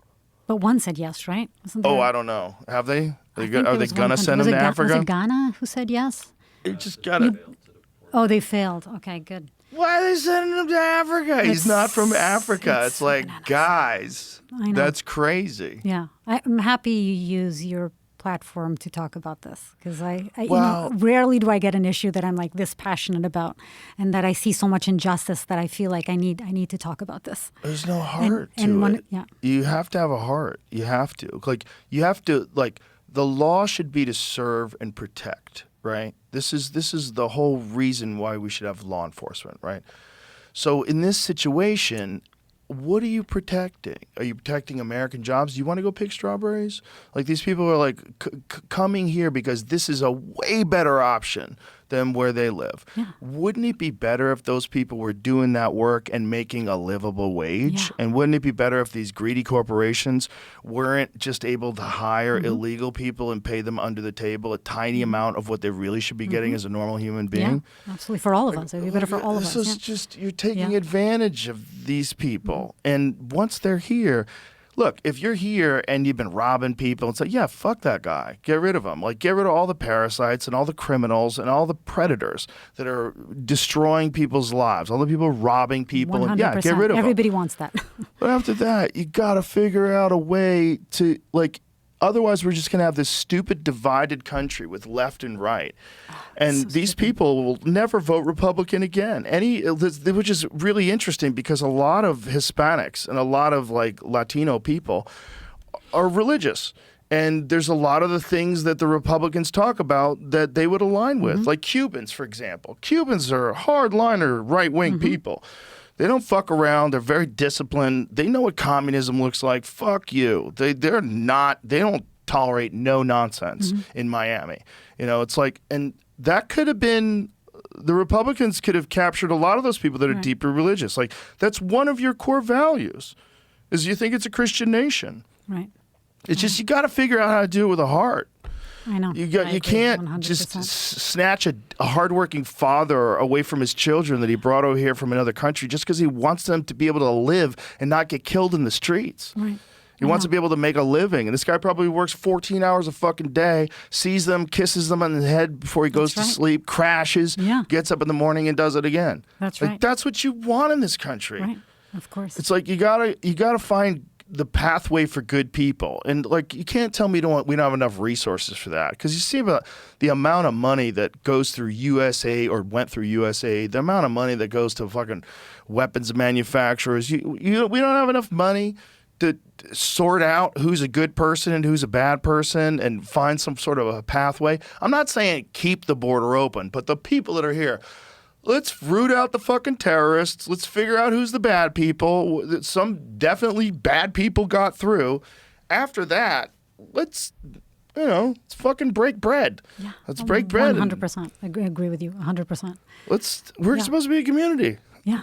If you come over here and you bust ass for 25 fucking years and you're a part of the American community, and then all of a sudden you don't have the right paperwork, so they're going to send you a country that you don't even remember because, you came over here when you're 15. Right. Like, you barely know how to speak Spanish anymore. Right. Like, what? Yeah, I know. It's absolutely, I've been reporting on these issues for so long. It's truly, it's why I came to America, why so many people come to America. It's because this is what this country stands for. It's like, it's welcoming to immigrants, and immigrants make America great. Ed Calderon was telling us a story about a young man who came over here when he was a baby. His family brought him over here when he was a baby, so he doesn't have any paperwork. Mm-hmm. And he was in his 20s. They snatched him up and sent him to Mexico, and he doesn't even speak Spanish. Right. And and he's like, "Fuck you, you're not American. And now why you're did they over snatch there." him? Was it during these raids right during now? some sort of an ice raid. Yeah. They grabbed him and sent him to Tijuana. Right. He doesn't even speak Spanish. It's insane. He's a full-on American just with bad paperwork. Yeah, it's crazy. And the only difference between him and me is that my parents were born here. Yeah, I happen to be born here. I got lucky. It's like, I'm not saying you should have the border open, because you shouldn't. Every country should be checked because there's threats in the world. Mm-hmm. And also, there's a lot of people mad at us because we've done some fucked up things all over the world. And that's the dark part of all this mass migration in both Europe and in America. It's like, why are these people fleeing where they were? Well, because we fucked up their bombed countries. the fuck out of it. We destabilized their government. Yeah. Absolutely. Not all. It's not all of it, our but fault. Like Libya, there's a why don't we lot use of them. The money that we're using in these raids, like, let's figure out how to stem the immigration. Let's try to figure out how to, stop the consumption of drugs so that there's less violence in those countries. Stop the flow of guns so there's less killings and gangs. It's like it's a cycle of destruction that we're enabling them, and then we go and catch them and raid them. It all really started with moving manufacturing overseas as well. Once we took all the manufacturing out of America and then we moved manufacturing overseas or over to other countries across national lines, now all of a sudden you can get things made way cheaper. But then you create all this poverty, and then what happens with poverty? People fall into drugs because they have massive despair. Right.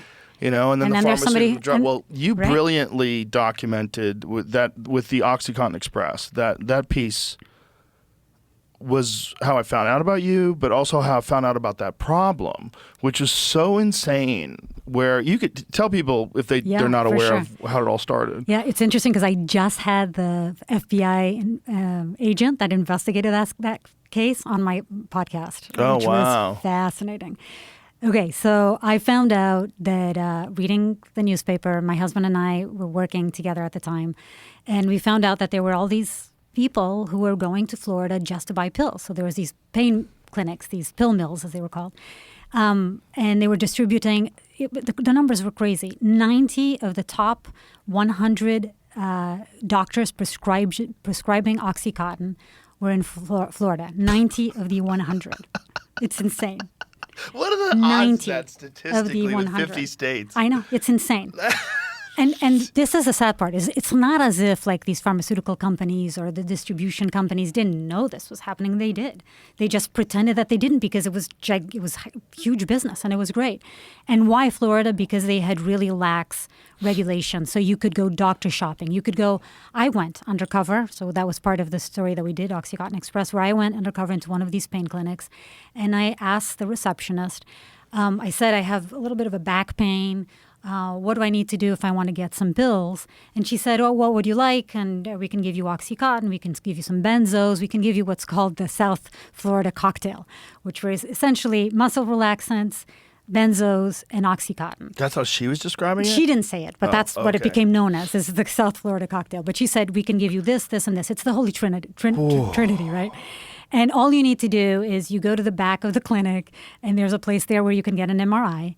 And then you come back to us. And an MRI is a ridiculous thing because you can read anything into an MRI. Like all of us have backs, have a spine, and whatever comes out results in the MRI that the doctor can pretend to look at it and say, oh, yeah, I can see why you're having back pain or neck pain, and I'm going to give you this. Right. But the problem is that the doctors weren't even looking at the MRIs. That was just fake. There was just, in case somebody ever came after them, they could say that they had MRIs. They were seeing people in less than 3 minutes and saying they were doing all these less than 3 minutes. So you'd have a patient come in, and then these amazing entrepreneurial twin brothers called the George brothers built this business. It was called American Pain. They basically built a business out of 2 or 3 pain clinics. It sounds like a movie, American Pain. So my husband did a documentary about it, about the rise and fall of these twin brothers. They started by selling steroids, and then somebody told him, like, dude, what are you doing selling steroids, or you could making so much more money What is the selling name of the Oxycontin? documentary? It's called American Pain. You should watch it. It's on okay. HBO.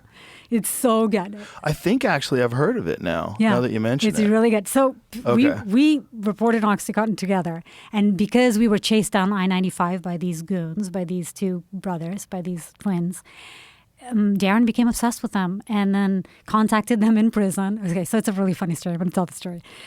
So we find out that these were the biggest operators. 5 of the top 20 prescribers in the whole country were doctors working for the George brothers.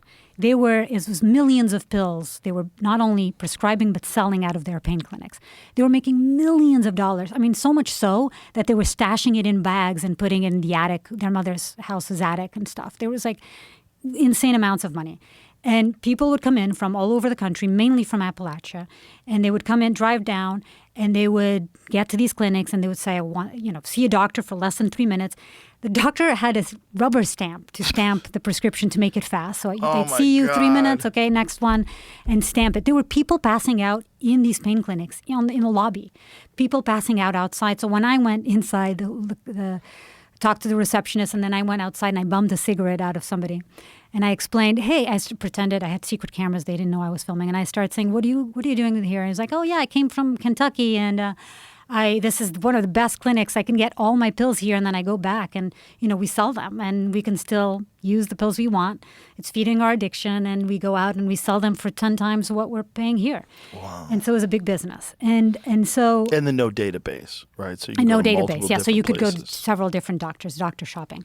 So we're outside this American pain clinic, which we knew at the time. They had security guards outside, surveillance cameras. So we knew they were like shady. But we also knew that they were the biggest operators in town. So we wanted to film outside. And it was our last day in Florida. We'd kept it to the last day for safety reasons. And we're outside, and it's me and my husband. He's filming it. And suddenly, within minutes, a car comes across, and these 2 big guys start yelling at us and threatening us. So we get back in the car, and we're saying, no, we're just filming. This is public property. We can film. It's like, get the fuck out of here. Where are you guys filming? Da-da-da. We get in the car. We leave. They start chasing us down I-95. And I am running out of gas. And I stop at a gas station. And the night before, I'd watched The Sopranos, which was the wrong thing to do. So the whole time I'm imagining it's straight a scene out of The Sopranos, right? They stop right behind us as we stop for gas, and they come out of the car again. I was like, holy shit. Get back in the car, drive out. They continue chasing us, and then we run out of gas right out on the highway. And we stop the car and decide, I'm calling 911, by the way. And I called a sheriff's department person I interviewed the day before, and I told her what was happening. And she said, call 911 immediately. These are not people you want to be messing with. So I call 911, and eventually I stop on the side of the road. They stop next to us because they're dumbfounded. They're like, what the fuck? Why did they stop? They have no idea that we ran out of gas. And then the police comes up, and they ask them some questions, and they came up with this silly excuse, and they let them go. And a few months later, they were taken down by this massive FBI investigation that was happening at the same time. So I interviewed the guy, Kurt McKenzie, who was the investigator that knew of us at the time. He realized, oh my God, there's like these crazy journalists that are doing this story.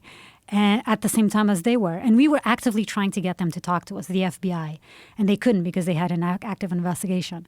But they actually tapped in, and American Pain, my husband's film is all about that. They did wiretaps on all of these guys. So they know everything, how they knew there were people dying, people ODing just outside their clinic, and how they were just kept going. And the doctors themselves as well. They were dirty, dirty, horrible doctors that knew there were people dying, and they couldn't give a shit because they were making millions of dollars. I think something happens when you see a bunch of people die. There's a lot of doctors that they get very calloused to the idea of death, and especially if it's the idea not good doctors. Right. There's great doctors out there, obviously, but there's sociopaths that become doctors and become even more sociopathic once they realize they can make money off of it. Right. And that whole Florida pain pill scene was a classic example of that, because there's only one way you would have a system like this. You'd have a system like this if you want it to be corrupt. I mean, it's just designed to be corrupt. Designed to be corrupt. I mean, how is it possible that you can go? I remember, I'll never forget interviewing the mother of a kid who had just died, and then a few months later, her other kid died. So she had 2 sons, and she lost both of them to this. And it was all because of the pain clinics. And she was showing me the painkiller bottles, the prescription bottles that the kid got. It was like hundreds and hundreds of pain pills that the kid got from just doctor shopping. They were just selling them. And the fact that you could doctor shop, the only reason why you would have that, like, it's not difficult to have a database. I mean, this was like 2000 and what when this was going on? What year was it? 2008, 2009, Yeah. That's when we did our story. Plenty of computers. The internet was Oh, my around. God, Like, of this could course. all be prevented. Yeah. It's I know, so but dumb. everybody was just making so much money. The But it's doctors, so the pain clinics, the distributors, the crazy. pharmaceutical companies. I mean, And the Sackler family. the Sackler family. Now, yeah. I know They that do. after Peter Berg's Netflix series, Painkiller, came Mm-hmm. out, that they put a halt on, because they were supposed to pay an enormous settlement, like $6 billion, not really enormous compared to their profit. Exactly, I was about to say But it that. was going to supposedly keep them out of jail. And I think there was a judge that put a halt on that, and they started another investigation. What happened was that the settlement, they had agreed to settle as long as they were never found, the family Right. itself was never found liable again. Right. Which is Crazy. fucked up. Yeah, you right? can't do that. Fucked up. You're literally buying your way out of jail exactly. when you When- might be responsible for the death of hundreds of thousands of people. And I mean, it's been 1 million people who have died in the past 20-something years from the opiate crisis. It's crazy. Like, I don't think people realize And how this high this the family number thinks they're going to be able to buy their way Yeah, out of with- being with- responsible for maybe 1 million people dead. Yeah, with a drop in the bucket. I mean, they're not directly, guilty of all those deaths, but they created the problem of the opiate crisis, the biggest drug epidemic in America's history, and they're buying their way out with a profit of a drop in the bucket of the profits Compared to what they actually have. made. Yeah, they're not even going to feel it. Yeah. It's $6 billion. Yeah, it's crazy. Oh, it's so evil. Yeah, it It's is just evil. so Yeah. evil. Yeah. They tracked down the guy who approved it for the FDA. Do you know that? No. He tell was me. living in a small town in New Hampshire. And apparently they'd taken, this guy would not approve it. And then they got him in a hotel for a weekend. And the pharmaceutical drug companies. And no one knows what happened in the hotel. No one knows what they did, what kind of deal they made or what happened. But when they got out, he approved it. He approved what? He approved OxyContin. From just The original becoming the original approving OxyContin. of OxyContin. But do you think he was bribed to do that? I don't think he did it because he's a nice guy. I don't know what. But OxyContin has its place, like for terminally ill cancer patients, for people dealing with a lot of pain. There's a reason why people Sure. that it should be available for those in need. Right, but that's not how they were selling. No, they were not. In fact, the ads at the time from Purdue Pharma was Yeah. that less than 1% of people would become addicted from this.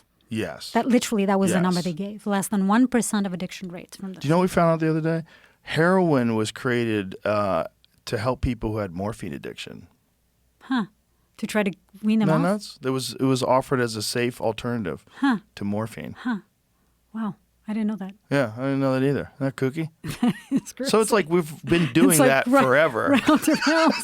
Well, I've Here we got go. something better for you. It's called OxyContin. By the way, only 1% of the people get addicted yeah. to it. And then it was fentanyl too. Yeah. When we investigated fentanyl, it started as a drug for terminally ill cancer patients. And we went after this one company called Subsys, where the guy, the head of that company called John Kapoor, was the first, and I believe only until this day, head of a pharmaceutical company to be charged and go to jail. And we had a whistleblower in our investigation. This was before he was arrested and found out and charged.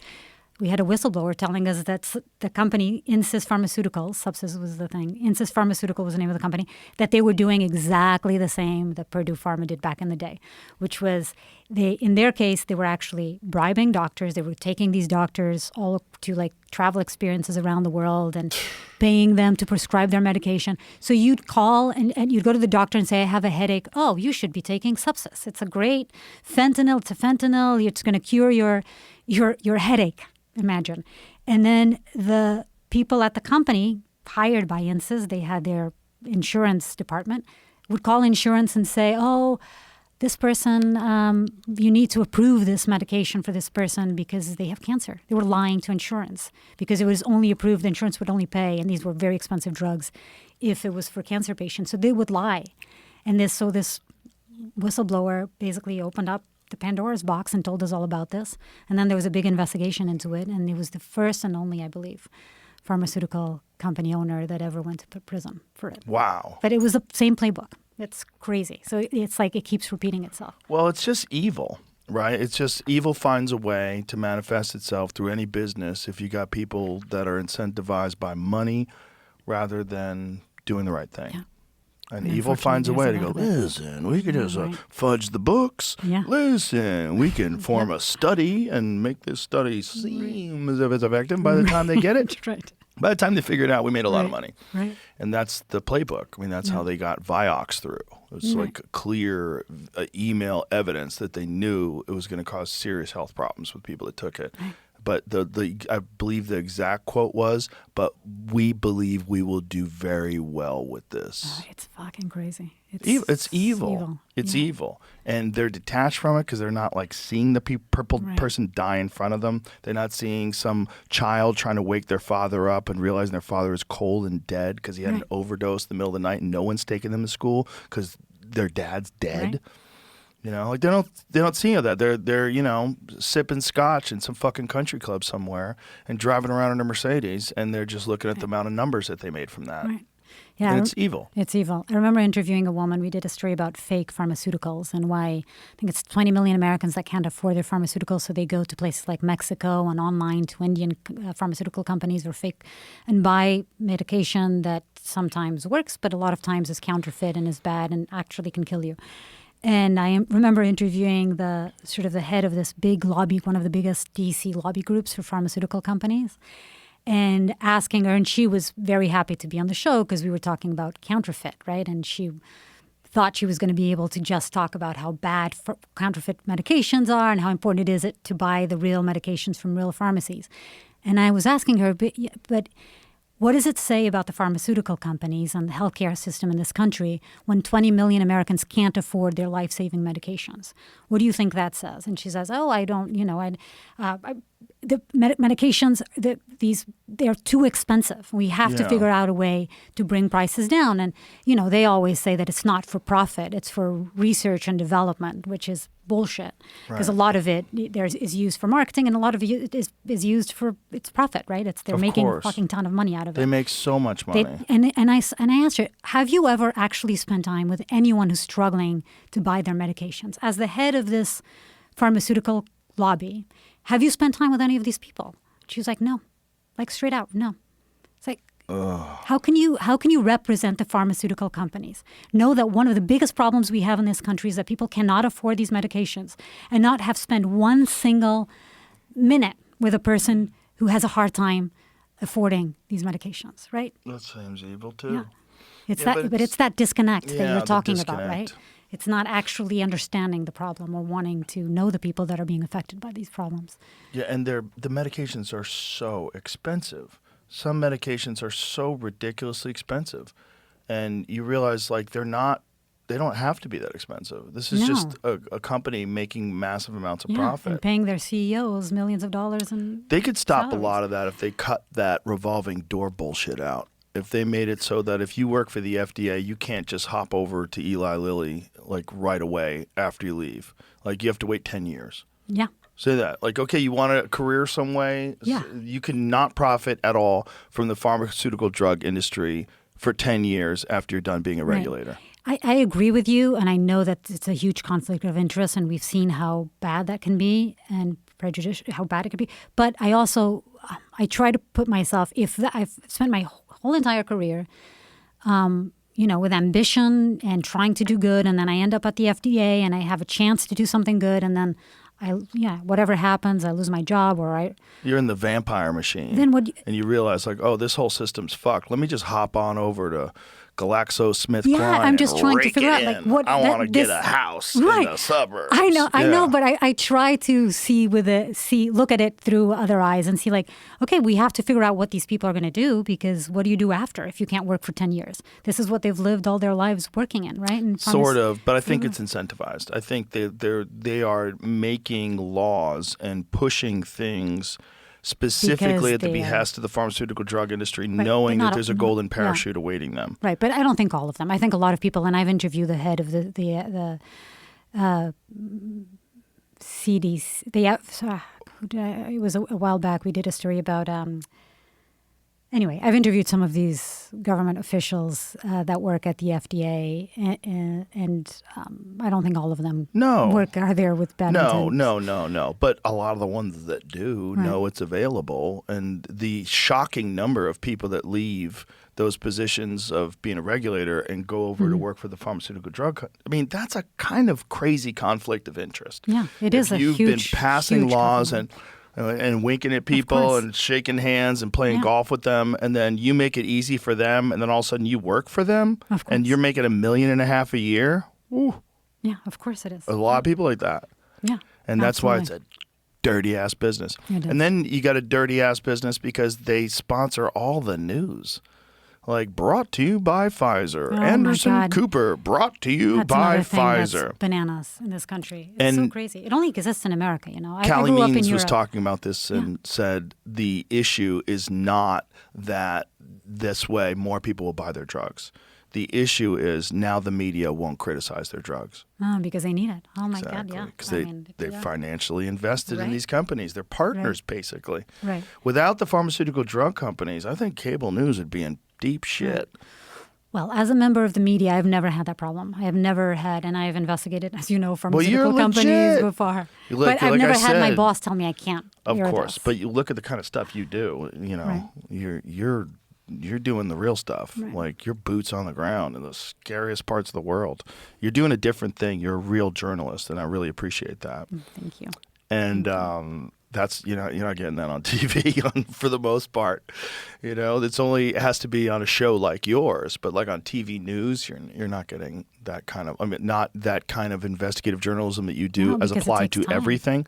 But there's a lot of conflicts of interest. Yeah. There's a lot of people that don't want you investigating certain things. Don't want you to investigate waste and fraud in government and that's the role of journalism. Yeah, I mean, people in power have a hard time with the truth. Exactly. And their job is to go out and exactly. Which I know, but which is why it's so troublesome that we live at a time where people don't believe in journalists and think that all journalists are either fake or they're lying, and that's a real problem because it's a real problem for all of us.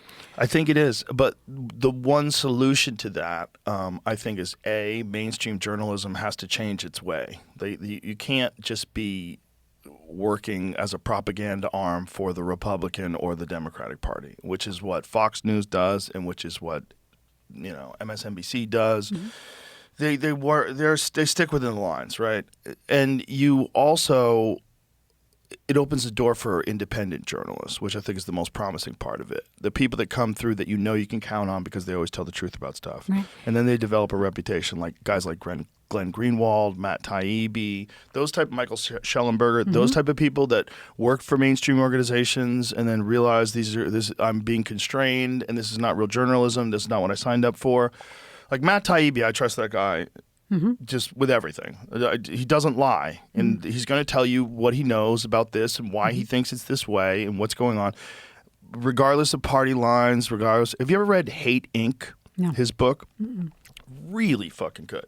He makes the case that Rachel Maddow is Bill O'Reilly on the left. It's like basically the same thing, and he's just talking about this whole industry that's sort of set up with media to keep everybody at each other's throats. And that's what they're selling. They're selling hate and outrage every day. And your dad gets home, oh, these motherfuckers, and he's yelling at the TV. Right. Like, that's what that is. It's like everybody's being played. Yeah. But in your real life, how are you encountering most of this? Most of this you're not encountering. Like, you don't need to be this elevated and agitated. Right. But then you're online on your Twitter feed arguing with people, and it's like, I know. and everybody's going crazy. Yeah, it's the attention economy, right? That's what is We all need a about, Martin attention. Luther King. We need Right. someone who has a very compelling voice that preaches nonviolence, and someone who resonates with people because he's a powerful speaker or she's a powerful speaker who has this message. Yeah, and maybe it's puts it James out there. Tallarico. Maybe. Yeah. Look, he's a good man. Like, he's a genuinely good man. And but that was the point, was like, if you're a right winger and you go, fuck those Antifa people, you got to realize, like, stop being on a team, because these kooky theocrats, they're on this side too. They want to turn this entire state into theocracy. Like, there's a lot of nutty people on the right too. The right wing militias, they're fucking insane too. Don't ignore them. And on the left, hey, don't ignore Antifa. Hey, Exactly. don't light the I Capitol 100% building on agree with fire. you. Yeah. Hey, don't take over giant chunks of Seattle and change the name of it. Remember that when they did that? Do you remember? Like, what did they call it? Chaz. Remember that? Where they took over and the mayor said maybe it's the summer of love. They took over blocks of Seattle. Wait, we're talking about Antifa. Yeah. Yeah. What is Antifa, right? It's just, but that's it's the not, thing. I think maybe that's what Jimmy Kimmel meant when he was. I didn't see they have that a clip. handbook. They I have a don't see it. flag. Like, Antifa has. Yeah, but it's several different groups, right? It's not. Right. There's not one group. It's not like some of these right wing groups that are right, actually. but you can say Islamic terrorism. Are you talking about Hamas? No, Are you talking about Hezbollah? you're right. There's a lot of different factions, but the reality is there is Islamic terrorism and there is Antifa. Absolutely. I mean, like I said, Yeah. I've reported on them. Right. I'm not denying that they exist. But and the that thing there is, are the these people on groups. the left don't But it's want more to admit decentralized, is what I mean. They want to ignore it because they're the tough guys of the left. They're the people that are going to go out and do the dirty work that needs to be done. The same way that people would look at like some right-wing militias if they're right-wing, a few extremists, but hey, they keep those left-wing people on their toes. Like, Right. Right. Yeah, we need more independent journalists. I think you're right. Going back to the independent journalists, it's partly why I've now started this podcast on YouTube, is because I know it's a place that I can keep doing if it grows, and I hope it will. Doing the kind of reporting that I do, that I don't have to depend on a Disney or as much as I Yes. thank Disney and National Geographic for having me all these years. It is really important to be able to do independent journalism and not be limited and stop and be told what you can and cannot do. Of And course. it is crucial for the health and survival of our democracy. So YouTube is actually an amazing platform for that. it really is. Unfortunately, because of social media, you can kind of suss out who's legit and who's just a propagandist. It's a really I agree. Yeah, because now, like, if you're a person who's an independent journalist, but it seems fishy that you'll talk about one issue all the time, and then all of a sudden someone finds out, oh, look, this guy gets funding from this organization, and this organization is run by this guy, and this guy supports, he's from Russia or whatever it is. Or just by perpetuating these lies, I will Yes. keep my fan base, even if I know that is a lie. It's not. I don't Exactly. even think it's like they're being paid to say this. I think that they get their audience and their followers and paid that way. They're also probably not the most nuanced thinkers. Oh, they're definitely not the most nuanced Or thinkers. willing but it even makes to them money to entertain. not be. I had a friend who briefly worked on a right-wing show, and one of the things that the host told him was, hey, man, you got to stay and defend the party. Like, whatever the party says, like, whatever, you got to go with that and get them on your side. That's how you build an audience. And he was like, Right, but that's exactly it. my friend was like, I'm out. Yeah. I'm done. No, I'm not doing that. Like, I'm going to tell you my opinions on things. Right. And some of my opinions are very left-wing. Right. So I'm not doing that. So he Right. left. Good, kudos to him. But Good. this is the world that we're living in now, That's where it's absolutely. like people decide that they're going to only adhere to one ideology. And you don't realize how malleable humans are. It's so easy to form a group and have everybody like get a part of it and have an ideology, and it could be positive or it could be negative. Right. And if it's negative and everybody's on board with it, then you got Hamas, or then you've got whatever organization it is. You've got the Absolutely. fill it out. I think it's a much more comfortable way of living to Sure. believe that there's bad people and then you're the good person, right? And there's that other side and you're on this side. You're on the good side, right?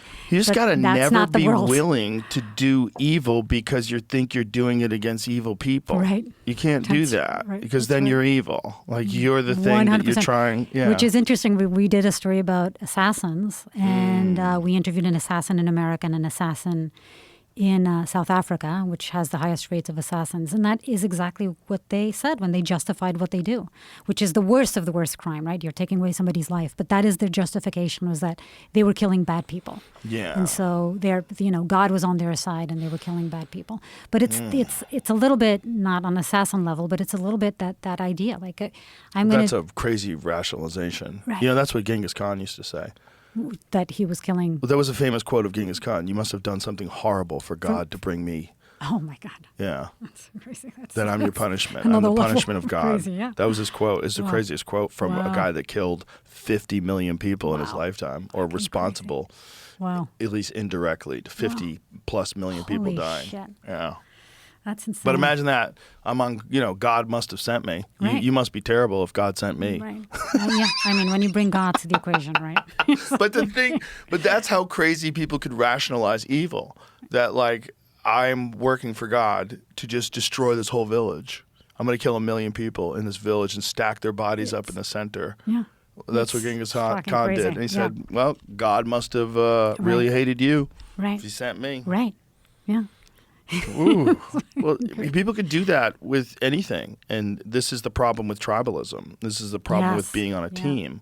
Because if you're on the left, you hate the people on the right. If you're on the right, you hate the people on the left. Yeah. And, you wear your outfits, like maybe you have blue hair, you got an American flag T-shirt, and everybody hates everybody. It's like, for what? Right. And For then they're on what? social media talking about stuff with so many opinions with no actual knowledge, like not once yeah. having spent time actually on the ground looking Right. at any of these issues, right? Right. They talk about these immigration raids or drugs coming across, but not one single one of these people that have all these opinions have actually spent a fucking day reporting on it. On the I ground. saw one of the conversations nuts. with Tom Homan where they were saying that 70% of the people that they catch coming across... Which was bullshit, you know? But let me say this.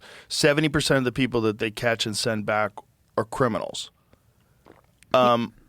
Bullshit. Even if it was true, why don't you get that down to 100%? Like, why don't you, figure out who's not a criminal, and then you'll have everybody on your side. Like, if you're only deporting gang members, no one would be complaining. If you're only going after known gang members and getting them, only going after known scammers, criminals, Fraudsters, armed robbery, traffickers, yeah. whatever anybody's doing, then you'd have everybody on your side. Like, 30% is crazy. Imagine if that applied to most things. Like, if most people who were accused of a crime, 30% of them were 70% were guilty. The Yeah. other 30, 30% bad luck. were innocent, You're 3 out of That's 10, right. and everyone's getting fucking snatched up Right. en masse. But you know that number is not correct. It's actually 40% that have some sort of Criminal history. Criminal history, but a lot of time is non-violent. It can be a misdemeanor. It can be actually a parking ticket, and only 7% of the people being deported have been have criminal have been charged with criminal violence. Wow. So the numbers are insane. I wonder if they could mitigate some of this shit if they just changed the way the census works. But I don't think they can.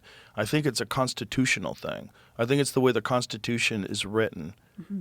I think it has something to do with just the way it says it. It doesn't say lawful citizens.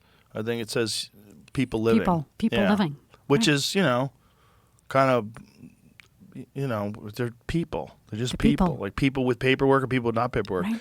We just got to figure out who's a fucking criminal. Yeah. That's it. Yeah. That should be the only thing that everybody agrees on. Which takes money and resources, right? It's But a also, I lot think harder politically, to do it well. they think that they were moving people into this country politically to get these people eventually a pathway to citizenship, and then they would have lifelong voters. And this is the allegations of why they were moving people to luxury hotels in New York City and paying them and doing it in Chicago as well, where the people that were poor that were living in Chicago were like, hey, we're not getting these resources. Like, why are you giving these resources to people that just came here from another country?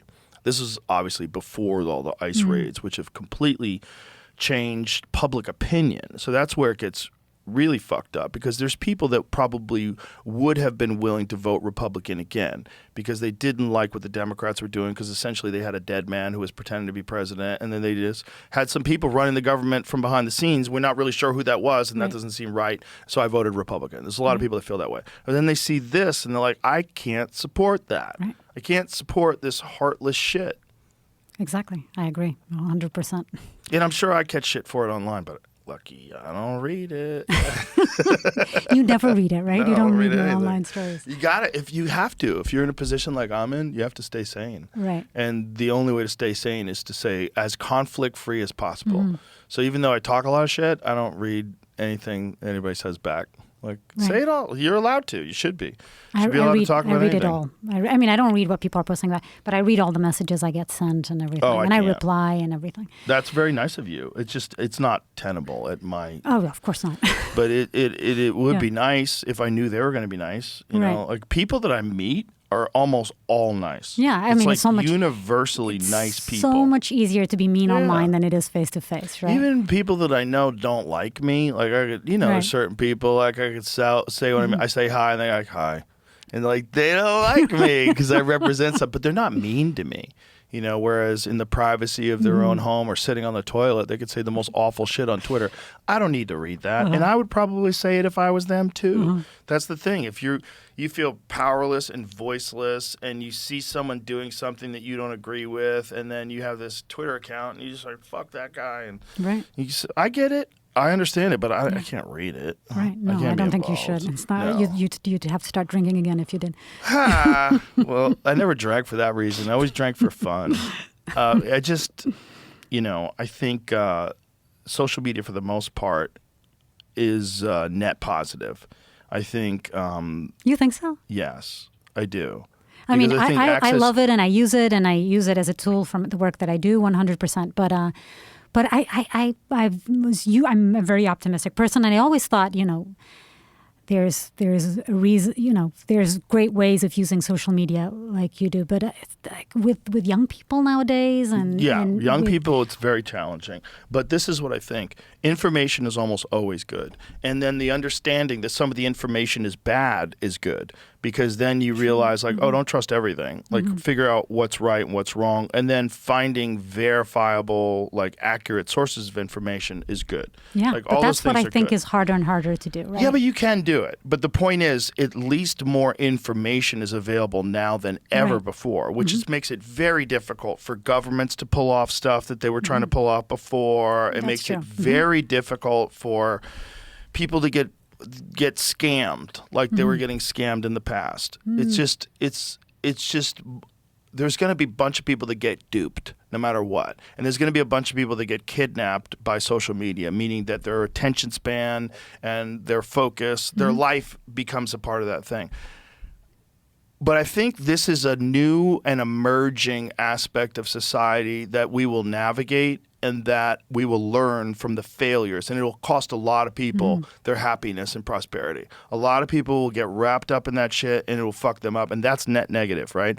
But I think we'll learn from it. Like, you don't want to get bit by the rattlesnake. You hear that rattle? Get the fuck out of there. We'll realize through all these other people's mistakes where the pitfalls are. So we'll have to develop more robust ways of thinking about things and more resilience, more resiliency. Yeah. And I think that's the net positive. And then this communication with people all over the world, net positive, I think, ultimately. Yeah, the real problem is the challenging aspect of is a lot of people you're communicating with aren't real.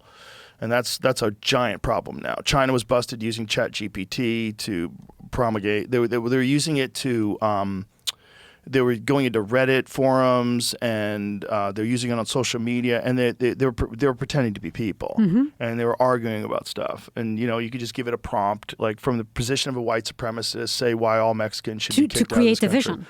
To create division. I know, in this country. I know. Yeah, and so That's a giant percentage of Right. all social media discourse. So I don't Right. necessarily think you should be going back and forth with Right. people. But I think Right. as a source of information and news Right. and alternative perspectives and boots on the ground people, like, hey, Yeah. I'm reporting live from Gaza. Look what they just did to this Yeah, aid party. and it was what we thought was going to happen when the Arab Spring happened, because everybody has a phone, and finally we were able to film these amazing Yes.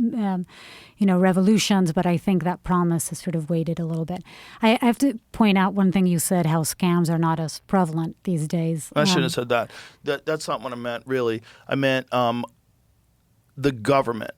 It's more Got it. difficult Fraud for from governments. the government. Yeah. Online because fraud we're living is in crazy. we're living in the golden age of scams. I get like 30 as you know. texts a day. The dude that owned my phone number before me, Right. this dude Raymond, was a moron. Right. And Raymond, you fucking idiot. Did you sign up for everything, bitch? Because I this did guy, too. like every day, like, hey, Raymond, it's like, crazy. your loan's been approved. So really fun. I'm going to come on your podcast next year once I'm done with this project, but I'm working on a really fun project for National Geographic, which is where I say yes to every single scam that comes my way. Oh, boy. I've been filming it for a few months, and it's been the craziest, wildest journey of Can my you life. tell us? I can't. No? I can't. Okay. I just can tell you When that will I it- have romantic relationships with people. Hot damn. I spend a lot of time on my burner phone with people love bombing me. Really? But it's not. It's a fake persona. Like Right. I put a wig and glasses. And Oh, I'm so you use your own picture. You don't even use AI? No, I don't use AI. We actually Oh. sort of modified. We put a fake nose on me and Oh, okay. a wig and glasses. But people say it doesn't look at all like me. I can see it's me. But I will talk. It's really fascinating. But also to talk about scams, which I can talk about a lot, is we are living in the golden age of scams. I think it was Warren Buffett that said fraud and scams are the number one growth industry of our time.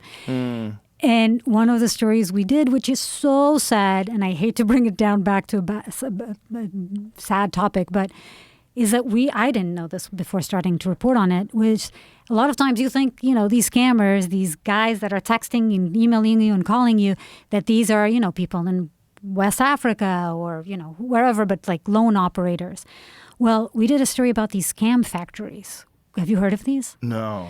It's these compounds in places like Cambodia and Myanmar in Asia where it's basically factories sometimes with thousands and thousands of people, forced labor. So these are mostly people from India, sometimes Brazil, other Asian countries. The Philippines is a big place where they respond to ads to work in what they think are legitimate businesses, to work in online companies and whatnot. And they pay for their expenses to travel to these places, to Cambodia and Myanmar. In Myanmar, they're operating out of this area that's an ongoing civil war and is ruled by these militias. And they get in there, and as soon as they get in, they take away their passports, and they're trapped, and they're forced to scam. So they spend 24/7 scamming Americans and European people. Wow. And it is an industry where they're making billions of dollars. The U.S. government just recently seized $15 billion from one company, from one group of people alone in crypto. It's the craziest thing. So these people are being tortured and beaten, sometimes killed, and forced to scam. So we went actually to Myanmar. We were smuggled into the border, into Myanmar, into the country illegally. Whoa. Across the river, and spent time in this town that was basically built by this Chinese gang that was all with the money of scamming Americans. And they were trying to build like a mini Macau. And the guy that ran the company is called Yatai International, and he took us on a tour of this mini Macau. And it was so surreal. It was like these aqua parks with no one in the aqua park and these luxury casinos. We ended the night, it was so crazy. This guy said he would give us an interview, but first we had to do the tour. And the interview would happen the next day. So we ended a night, this was actually not filmed, in a karaoke. That was a massive room where every wall and the ceiling was all a screen. It was like the future. And this is in a war-torn area of a country that's incredibly poor, and they've built this place with millions and billions of dollars from profits of scamming. Wow. And we ended the night with this guy who's basically the head of this criminal Chinese gang running these scams in this karaoke singing Celine Dion and Whitney Houston and being poured whiskey and whatever high-end brand we wanted. You were getting drunk with them? Oh, my God, yes. I was singing my heart out. I spent the whole night singing Whitney Houston. The videos are so embarrassing because I cannot sing to save my life. But I was like, we need to get this guy on tape, so I'm just going to do whatever. Wow. And then the next day we interviewed him, and it was just fucking crazy. And we ended our last day. I mean, we interviewed a Chinese dude, so sad, like 21-year-old, who was caught trying to escape and was chased out of the building. He ran out of a third floor, broke both his legs, one at the hip, practically died, was actually saved by an onlooker who took him to the hospital and then moved to Thailand where I met him. He was in a wheelchair. Told us about beatings. We spoke to another Indian kid also who was, they had a water hose on his body. He was forced to stand for 24 hours and then electrocuted. And I mean, the videos out of these places were insane. Like people with horrific wounds and people dying and killed. And just forced so they're being forced into scamming. Yeah, forced into scamming. And then we interviewed a girl called Angel who was raped repeatedly by her bosses, and she's sort of the face model. So a lot of times after speaking to these, what they think are romantic relationships for a long time, they want to see people's faces.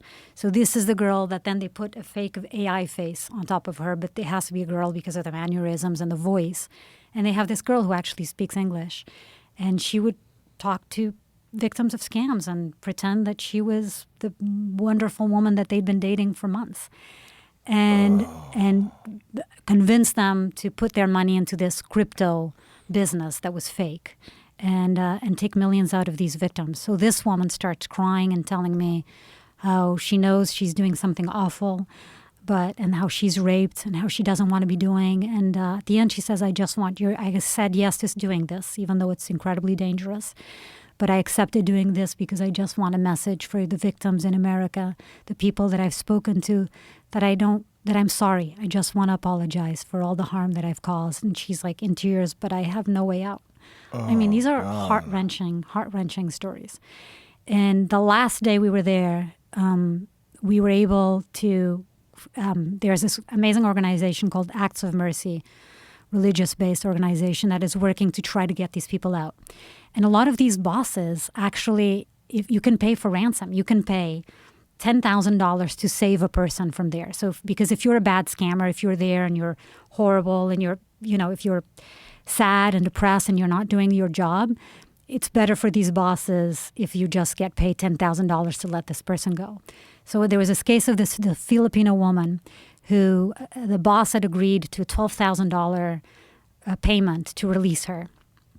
But it's really dangerous there's this negotiator that goes and sort of tries to get her out of this compound. But he has to come with the money and he has to be able to pay the crime boss, but he also has to pay the militias to get him in. So it was like a whole process. And we were with this group, Acts of Mercy and another guy, filming them as they're on the phone negotiating her release. And they're on the phone with her.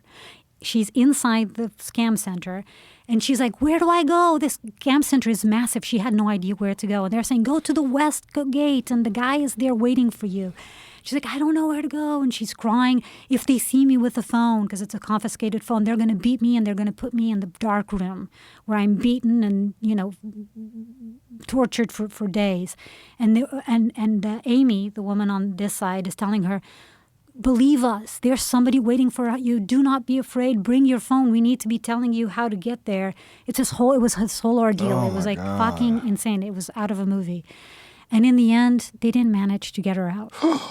But she was, not that day, but she was released a month later. And she made it to safety. But this just to show how dangerous and difficult it is, even when they agree to let them go. And so what are most of the scams? Are most of the scams romantic? Crypto scams. They're called pig butchering scams. Pig butchering? Yeah, that's the name they give them because it's an Chinese expression. It started in China. It started as a domestic scam in China, actually.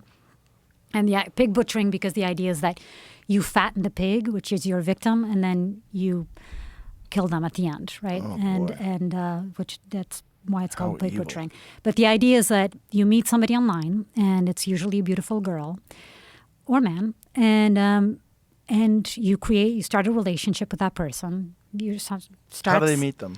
You know those texts that you get a lot of times, like, "Hey, I haven't talked to you in a while." Yes. A lot of those are pig butchering scams. A lot of messages you get on Instagram from these beautiful girls or They're stepping men. it up because I got a few iMessages like Yeah, that. me I too. was like, whoa. Me too. Not even just a green text Right. bubble anymore. They got iPhones Right. now. And then they tell you, follow me on Instagram, and then you go, let's go on WhatsApp. Mm-hmm. And then they're sending you photos of them in their private jets and living this wonderful life. Is that what they're doing with you? Yes. With your in other your ways, yeah. In other, so these scams that Yeah, you're one responding of the to? one we're trying to get is that. We're getting several different kinds of scams, like Indian call centers and all of the different scams. But eventually they start saying, look, we are living, and so you're curious, like, how are you making so much money? It's like, oh yeah, I've been investing in crypto, and I can't really tell you much about it now. So it can last months. And at some point they're like, okay, I've built a fattening the relationship. pig. Yeah. I'm going to tell you how I do it. You've got $5,000 right now, and then you put the $5,000, and then they show profit on these fake websites. It looks completely legitimate. And you're saying, oh my God, I put 5,000 and now I have 10. How much more can I put in? So people are going all in, and they're boy. like everything they have, 401ks, they're remortgaging their houses, everything. And then, did you hear the case about the guy in Kansas? No. The bank No. guy, the guy that was the head of this bank in Kansas. Jamie, did you hear about this? It's a fucking fascinating story. It was a story in the New York Times, and then it got reported everywhere. I was trying to get this guy to talk to me because his story is fascinating. So this guy, amazing member of the community, small town in Kansas, the local bank that was started by the farmers decades ago. It's where all the farm community would put their money, would trust this bank. Well, it turns out that this guy, the head of this bank that everybody trusted, upstanding member of the community, stole millions of dollars from the bank, and the bank went bankrupt. And he was stealing the money because he was being scammed by a pig butchering scam. And it started with him putting his own money. And then they kept on saying that in order to release the funds and all the millions that he'd made from his initial investment, he would put in more and more money. I think he ended up putting in something like $47 $1 million from customer accounts to scammers, depleting the bank's holdings. When a state banking regulator uncovered this fraud, it closed the bank and called the FBI. Whoa. He started slow, investing a few $1,000s in 2022 to buy what he thought was cryptocurrency. Oh, my goodness. How sad is that? Wow. I mean, awful. Obviously, he was stealing from his customers. Wow. But I find it so. He actually traveled to Australia at one point, thinking he was going to meet the people that owed him money. I mean, he actually was completely scammed. And this is like the head of a banker. bank. Yeah. The head of a fucking bank. Wow. It's fucking crazy. These guys are so good. It's That's crazy. bananas. They get a banker, but Yeah. is a banker in Kansas, though. You know what I'm saying? Like, come on. be mean. Sorry, Kansas. But you know what I'm saying. Well, he's in prison now. Oh, well, he should be. He stole Yeah, I $47 know. million. But he's also a dumbass. And the crazy But thing he's- is that you could be a dumbass and be a smart person if greed gets involved. Yeah, Greed is like, for greed, I think greed for shady people, it's almost, it's kind of fascinating because you got to know at one point in time this is not smart. But the greed is like, but what if it is? But I think more than greed, I think it's the acceptance that you have lost all that money. And that must weigh so heavily on you. If you have, if you're about to foreclose your home, if you'd sent all the money from your kids' college funds, I mean if the you- banker. Oh, yeah, but even the but, banker. I mean, but but even the banker, he sent all his, initially it was right, all but then he his started money. stealing. That's all greed. I don't think, I think it got to a point that he was swindled and made to believe that if you give more money, he would get the money that he when you initially think invested after like back. 1 million, And you'd he would realize be you able get to lied put back to? the $45 million that he stole from his customers. boy. I think the realization, and this is something that I know from talking to so many scamming victims, it's not so much about wanting to make that money. It's the realization that you've been talking to somebody that's not real, and that you have been so swindled. And, I don't want to use the word dumb, because I think all of us can fall victims to these scams. But that the acceptance of that is really difficult. So you just want to keep on believing it. You just pay whatever you need to pay so the dream stays alive. Yeah, there's a Carl Sagan quote about that it's easier to convince a person, like it's harder to, like once a person has been swindled, it's much more difficult to convince them of the swindle. Yeah. They'll find ways to justify that it must be true. 100%. I feel that Ego. with this experiment I'm doing right now. I mean, even though I know I'm being swindled, but there's something about once you're deep in that relationship, it does something funny to you. It's also exciting, right? And that's the problem, is that most of life is boring. Yeah. And if you're involved in something that may or may not yield money, or may or may not yield some sort of romantic relationship, or may or may not yield 100%. a drug deal, or a celebrity scam, which is huge these days. If you think you're talking to, Brad Pitt, like maybe your life has a meaning, right? There's a reason why you're here. There's something exciting happening. Especially if you have like a 65 IQ. Right. That's the problem. There's a lot of dumbasses out there, and it's not fair to scam those people. Like some scams, we tolerate, like televangelists. We're like, look, if you really believe that guy with the private jet and the Bentley, that guy, you need to send him money because God wants you to send him money. You're on your own. It's such a dumb scam, and it's so out in the open. Astrology is another one I've been looking into. I don't know if astrology is 100% bullshit. This is my take on astrology. I think at one point in time, they had some knowledge about astrology that may or may not be lost. Maybe some people understand it. I'm a believer like you, by the way. Thousands of books that are like ancient books, I don't know thousands, but a lot, written about the very specific details of astrology.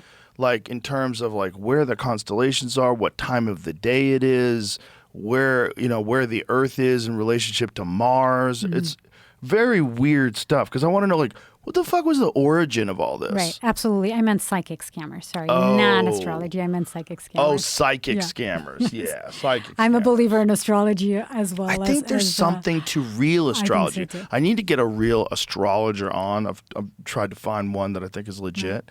What sign are you, by the way? I'm a Leo. Oh, of course you were. Of course. That's ridiculous. So is my son. So is my dad. It's one of my favorite signs. I'm a Taurus. Okay. I don't know. I think that like newspaper astrology is bullshit. Yeah, of course. But I don't know that real astrology is not Mm-hmm. nonsense. Wait, do you get that a lot? That when you say you're a Leo, they say, of course you are. I've heard it before. Yeah. Why? I don't know. Oh, because you like the spotlight, right? Which is my son and my dad as well. Is that what it is? A spotlight? Yeah, Leos like to. Yeah, Interesting. What is it? It's They like attention. They like attention. Yeah, I think I'm a little Leo as well, but I'm a Taurus. I'm stubborn. Yeah, I've heard like bullheaded. I've heard strong-willed. That's Leo's Leo. Taurus. Yeah, Taurus as well. Yeah. Right, the bull. Yeah, the bull. Right. Yeah. Yeah. But I don't. What I'm talking about is like the super specific stuff. Yeah, like you were your born at ascendant. 3 a.m. Right. You were conceived 9 months Right. before that. When were you conceived? What was going on? Right. Like how did this? Where what in the precession of the equinoxes? Where's this the position of the Earth? There's a lot of weird stuff they take into consideration. I'm like, wow. I'd really like to learn about it. Right. Like from someone, I'm going to have someone on that really understands. I just have to have someone on who's not a kook. And that's the problem, is it's like one of those disciplines that's littered with kooks. Right. Yeah, I find it fascinating too. And I'm a non-believer in everything. I'm very skeptical about everything, but astrology I've always kind of believed into. I mean, it's the idea that, where the sun and the stars, they have an effect on tides and currents, and why wouldn't that all have an effect? I mean, I know nothing about it, but why wouldn't it have an effect on you when you're born, and when and where, the time? Right, and it's probably a part of nature's natural order Yeah. too, to create a bunch of different kinds of people. Yeah, maybe. Because, what makes you who you are? There's a lot of factors, right? Right. There's environment, there's genetics, and then there's probably some Yeah. celestial shit going yeah, on. Going on, yeah. Maybe. Yeah. I'm not, I don't know enough about it but I'm open to it because I think there's a lot of information that was lost. I think there's a lot of information that we would dismiss, from ancient civilizations that we dismiss, that I think the problem is that these ancient civilizations collapsed, and like with the burning of the Library of Alexandria, you're left with very little. Like a lot of like very important information is missing.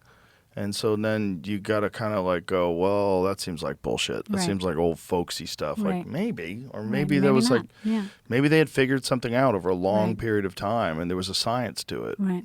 Yeah. You should have an astrologist on. That would be Just super got to interesting. find one who's not crazy. Yeah. Like a psychic. Like get a psychic on. It's not crazy. I've had people on that were remote viewers. That's another weird one. You have? Yeah, How Hal was that? Puthoff. Hal Puthoff, who's he was running some various programs for the United States government. Specifically, I had him on though to not talk about remote viewing, to talk about UFOs. And he was actually brought on board during Herbert Walker Bush's administration. They, he was working for the government at the time, but they brought him on as one of the scientists that they'd got a group of people from various disciplines, and they said, we're going to compile a list of pros and cons in terms of the impact of society of disclosure of alien life. And this is what they were telling him. We have recovered crashed UFOs, and we are doing back engineering programs on them. We have for years. We also have recovered biological entities. We are thinking about disclosing this information to the American public. I want you to compile a list on the positive aspects of disclosure, how it affects society, and give a numerical value to these things, and then negative. And all these scientists came up with a much higher negative than positive, and so they didn't disclose. And what do you know what the list was? What were the negatives Yeah, it versus was positives? religion, government, the economy. Those were all negatives. Those were all It could negatives, affect yes. religion. Yes. It could affect the economy. It would How affect so? government and the fact that no one would ever listen to the president because he's just a bitch. The fucking aliens are Right. hovering over our head, abducting people every day. So this is where I think it would be interesting. I actually think that there's a positive if it were to happen right now, because it sure as hell would bring us all together. Right? Yes. Well, that was Reagan said that. You ever see that speech? No. It was a famous speech that he gave in front of the United Nations. And I think he gave this speech at a time where, this was like Gorbachev, tear down that wall. It was that kind of speech where it was like trying to unite us all together. And his speech was, imagine if we were all faced with an alien threat from another world, how quickly we would unite together. Right. Yeah. Yeah, So that's we the would. part. I mean, we need it now more than ever. So if they're out there. I know, but is that the only way we can unite? We have to be I mean, how threatened by sad is another that, enemy? Like, God, we're so fucking warlike. Right. We're so warlike, we need an interstellar war to It's- unite America Yeah. and the rest of the world. It's so sad because it didn't used to be like that, right? Politics wasn't something that people talked about all day long, all the time. Like it That's wasn't. the negative aspect of social media. Yeah. Yeah. Because this is all people talk about. Like even us, like, you know, there's so much interesting stuff to talk about. And yet we've spent time talking about politics because.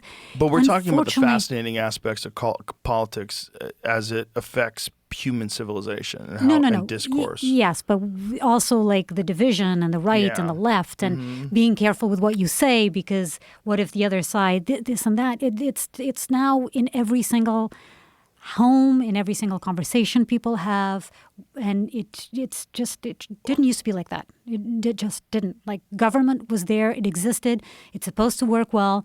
If it's not, hopefully there are good journalists out there exposing what's not working out well, but it should not be the discourse all the time about whether you're right wing, you're left wing, whether you're with us or not, or against us. Yeah. And it just taints everything and takes too much space, I think, Yes. for other conversations with much more important conversations that we 100%. should be having, whether it's about AI, whether it's about social media, whether it's about aliens. They're much bigger problems that are coming in our future, and we shouldn't be so sort of tunnel focused on whether we're, whether what we're saying is approved by the right or the left or whether this or that. It's just an amazing waste of mental resources. My And it's fucking- also yes, a way I'm for so very drained. uninteresting people to attach themselves to a worthy cause. Yeah. People that have nothing else going on in their life, and all of a sudden it's this whatever issue it is, that's their whole identity. Yeah. And they go all in. And it's generally a distraction for a failed life. I think so too. That's a lot of it. It's not doing what you really want to do, not having the relationships you really want to have, the friendships you really, and instead you're involved there's in so this many of those. fucking stupid cause. Yeah. You know, Yeah. I know. that's so dumb. But you're right. If the aliens showed up, we'd probably all unite together. But unfortunately, like I feel like the most united moment that I could remember in my adult life was right after September 11th. Yeah, same. Were you in America I at the was time? in New York. You were in New York. I Oh, did boy. Yeah, I was. How different was the feeling? Where everybody was like smiling to each other and saying hi on the street afterwards? The elevators. I mean, I did the initial reporting for Portuguese television that day.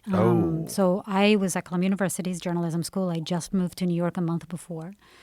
Oh, And, wow. Yeah, and I think it's so Where were you interesting. living? I was living on 72nd and Broadway, Okay, so you were Upper West. pretty far away from the actual. Yeah. Did you go down? Yeah, so I didn't go to ground zero, but I went to Midtown to the rooftop of this building where everybody was doing sort of the satellite live feed. So you had journalists from all over the world.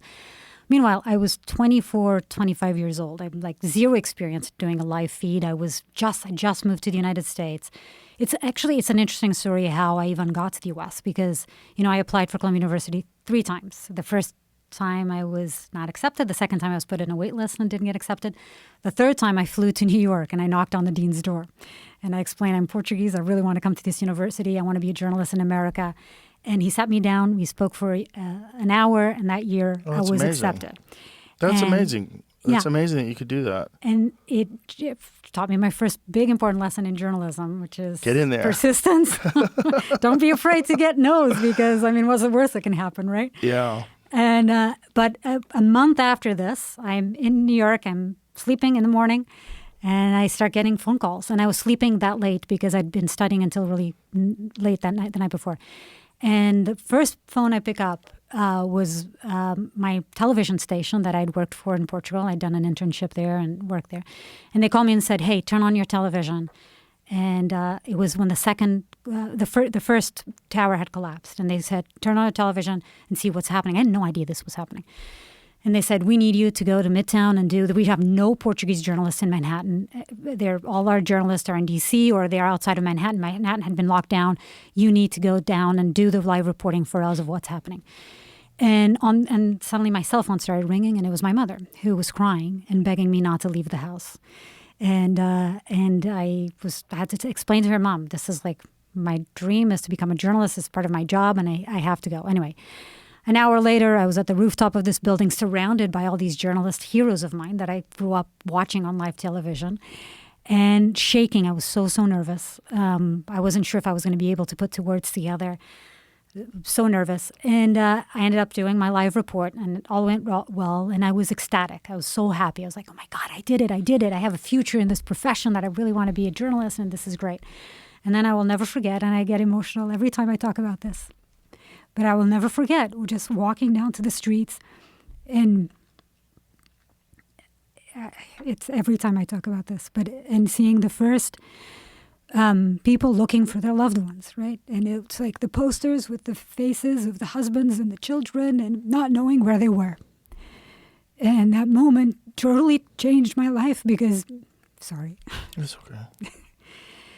It was a moment that first of all, realization, like, what the fuck? This is not about you, and this is about something so much bigger that's happening where so many people are affected by this.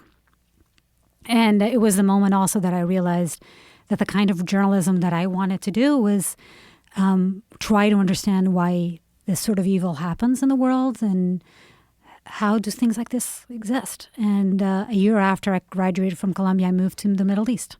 And I enrolled in the University of Damascus in Syria to learn Arabic and to try to I did my first story as a freelance journalist about the jihadis who were crossing to Iraq to fight against the Americans. That was the first story I ever did as a freelance journalist. And so I was there on 9/11, and remember after reporting and going, to school and going up to my building and meeting strangers on the streets, and everybody was just like looking at each other and hugging each other. And there was like Crazy. so much love and Right? support. And it lasted around. for months. And it lasted for months. And it was really beautiful. And everybody came together. And it was a beautiful, beautiful thing. And everybody went right back to being a fucking And everybody asshole. went back to this, Yeah. which is Just me took time. against you, which is so sad. Well, for just that one brief moment, I realized, like, during that time when everybody had that American flag on their car and they were driving around with it in L.A., Yeah. which is like one of the most unpatriotic places in the country. They all had American flags in their car. It was a crazy moment, and I realized, like, oh, this is possible to unite us. Like, we don't have to be in this stupid mindset. But why does it take something terrible? Why does it take a tragedy for us to be united? And what's so sad is that 3,000 people died on that day, right? I'm going to bring it back to drug and alcohol addiction, but 3,000 people die every single week in America from addiction, from drug and alcohol addiction. Yeah. These crises are happening every day, and like, yes, let's actually unite to do some good and to try to solve problems instead of dividing to try to figure out how to hate more another person Yeah. and how to separate us all. Yeah. Yeah, I mean, you know that, and I know that, and we both live that way. Like, We can talk in circles about this. What's going on? We need to get the rest of the world on board. We need to get people to stop paying attention to all this shit, Right. and just learn how to be nicer. Right. I agree. I mean, you don't have much time in this life. It doesn't last as long as you think it does. No, and just have empathy. It's my main message Yeah. always. It's just like try to place yourself in somebody else's shoes. Yeah. Don't be quick to judge. Like actually try to understand why these migrants are coming to this country, why these, people are carrying drugs on their backs and excruciating difficult work and dangerous work. Why are they doing it? Right. And why are people scamming? Right. Try to understand why they're doing what they do. And once you understand the root causes, then you can actually make a difference and try to change that and actually have an impact, Absolutely. which is much harder, right? Much harder to try to Much. solve it that way. Yeah, much harder. It's hard for people to have empathy too. Some people, especially if they're just tired all the time and exhausted and they're unhealthy and their life sucks and they just want other people to like fuck, and they don't see those people. They don't feel it. They're Right? not. They need a Martin Luther King. Yeah. They need a James Tallarico. Well, we need someone like that for sure. We need someone who's got someone who is a powerful speaker too. Like they have to be charismatic. That has a message of nonviolence and love, because it's really the only way. You don't get anything from violence other than more violence. I You agree. know, unless you're the biggest, baddest bully, and then you squash everything around you, and great, now you're a dictator. Right? It's not good for any of us. No, It's- it doesn't. No. and it's contrary to what we're supposed to be about in the first place. This is supposed to be the United States of America. No. We're supposed to be a community. I don't think that LA is the most unpatriotic. I know you don't like LA. I still live there. And I know you don't like it. But I disagree that it's unpatriotic. What do you think it is? Why would you say it's unpatriotic? California is an incredible state. I know. If you have I know, an American flag in front of your house, people will call you racist. That's a fact. I haven't seen that happen. That's a fact. That's a fact. There's a lot of indoctrinated young kids. Perhaps, and those people are assholes, and Yeah. they're as full of hate as the other You side. don't get that in Texas. Right, That's the but difference. you also have places in America where if you have an LGBTQ flag on the front of your door, you're called lots of other things. Sure. Yeah. Right, so that goes both ways. Well, that's not necessarily patriotism. That's just being an intolerant asshole. Right. But I think that the real problem with Los Angeles is the government and the fact that they want to ignore the rampant fraud and the fact that everything is so overregulated. It's impossible to get permits for things. So industry's leaving, the overtaxing. There's Have you read Ezra Klein's book about no, this? I have not. I haven't read the book yet, but I've heard him giving a bunch of interviews about it. Yeah, Which, he's getting attacked for it now. The people are saying he's leaning right, which is hilarious. But it's about how he's a Democrat, as Yeah. you know, but how Democrats have to figure out how to make the system work and how to build things and how to and not do what you were saying, create all these limits and these problems for like building houses in the Palisades and It's also the problem is that Democrats are the Democrats of 2025, not the Democrats of 1994. If you go back to the Democrats when Bill Clinton was president, it was a totally different thing. Like Bill Clinton's, if you hear him talk, he sounds like a populist that is like Talks about going after criminals. yes, and pretty pro-America. Like it's like that's what everybody can get on board with. It's like that's the real problem is these ideologies shift with special interests and money and funding and propaganda, and then they become something unrecognizable. They become something that supports war. They become something that suppresses free speech. They become something that was like entirely in direct opposition to what it would have been in 1985. It's like yeah, but not all. Not all Democrats. No, of course not all. But this is the same problem because it's like if you decide I'm a right winger, you're supposed to take in all of that. You're supposed to like that guy said to my friend, like you got to support the party. Right. Cross the way. There's the only way. You got to get them on your side. And like what? Even if I don't agree at all with what they say, I have to bite my tongue because I'm a part of a gang now. Fuck off. Right. And that's the problem is that we only have two stupid parties. And huge problem. Yeah, I mean, you do have I've voted Libertarian twice, but it's kind of like fuck these people. I'm gonna vote for nothing. Right. You know that's never gonna win. Right. Which is crazy to say. Yeah. But that is kind of what it is. Right. You know, and then you see other countries that have like 6, 7. Yeah, Portugal parties. and the majority of European countries. The Netherlands. Right. Yeah. Right. There's a lot of countries that have multiple parties and. Yeah, you know, obviously there's division, but there's nothing like the division that exists in the U.S. right now. Well, that's the negative aspect of social media, I believe. I believe it's ramping up people and it's pushing the divide even further. But what I'm hoping is that this is a growing pain and that we'll sort through this but we need nonviolent leaders that are very intelligent, that also make sense to both people, which I do think is possible. Both groups, both ideologically captured sides, which I do think is possible. Because in the middle is where we all live. In the middle is where all live. We all want safety. We all want education. We all want fairness. We all want to make sure that no one's polluting and good access to resources and a chance to make a life for yourself and pursue your dreams. That's what we all want. Right. All that other stuff is just dividing points. One of the things I had Rep Luna on the podcast, we were talking about something, and she said they don't want to fix this issue because they can fund their campaign with it. Of course. I mean, that's immigration to a But isn't T. that crazy? But like that's politicians will fail to resolve an issue on purpose because they want to raise funds by campaigning on this issue. It is disgusting, yeah. But it's so gross. That is un-American. That's truly evil. Truly evil, yeah. And when she said it, I was like, oh, I didn't think of that. Yeah. But I kind of did, but I didn't want to believe it. And then coming out of someone's mouth who works in government, I'm like, oh, fuck. Right. If you stand for a cause, right, and you're seen as the person that can potentially solve that problem, and then that problem goes away, then you don't have a platform to stand on. So a lot of times you don't want to solve that problem. Jeez. And I think in many ways that's what immigration has been, because it is not possible that we have the broken immigration system that we have. We have the backlog of people trying to get papers who can't. We don't have a way for people who want to come to this country legally to come to this country legally. It's, you know, and it's been decades and decades of this, and we haven't been able to figure out how to solve this problem. And it has to be because it benefits all politicians. That this hasn't been solved, right? Well, another very high-level politician told me once, I can't remember if he said it on the podcast, so I don't want to say his name, but that he had a conversation with a man who was a CEO of a large corporation and said he was very opposed to tightening up the border because he needs the illegal immigrants for the workforce. He just said it openly. Right. Like, so that's part of it too. They want cheap labor. Right. Yeah, because it helps their bottom line. Which is like, oh, God. Yeah.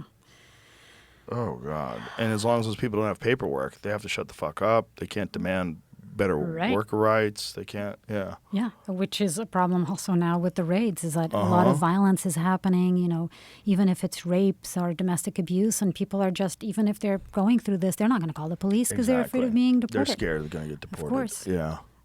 Yeah. I know. It's like, boy, it's an overcorrection after overcorrection. You know, without it's actually fixing the fucking left and right and left and right, and that's where you get real cynical. You're like, I think these people like it like this. Yeah. I think they like all this crazy shit. Yeah, back it's and difficult forth. not to get cynical, right? And I actually, to me, it's always heartbreaking when you hear people saying that they don't vote or they're not into politics. They don't care about what's happening because politicians are all the same and they're completely disengaged. And to me, that's heartbreaking. It is Because, heartbreaking. that's taking the power away from people, right? The other thing you think about these dark times is they call for people to rise up. Like, not, I mean, like, rise up against the machine and rebel. I mean, like, they call for a hero. Right. And that's what we always hope for. We're like, maybe this one person's going to figure this out. Maybe there's going to be this person that emerges, this real leader. Right. And they're looking at the Democratic Party and they're like, no, there's no one there. Who's it going to be? I don't think Tallarico's trying to run for president.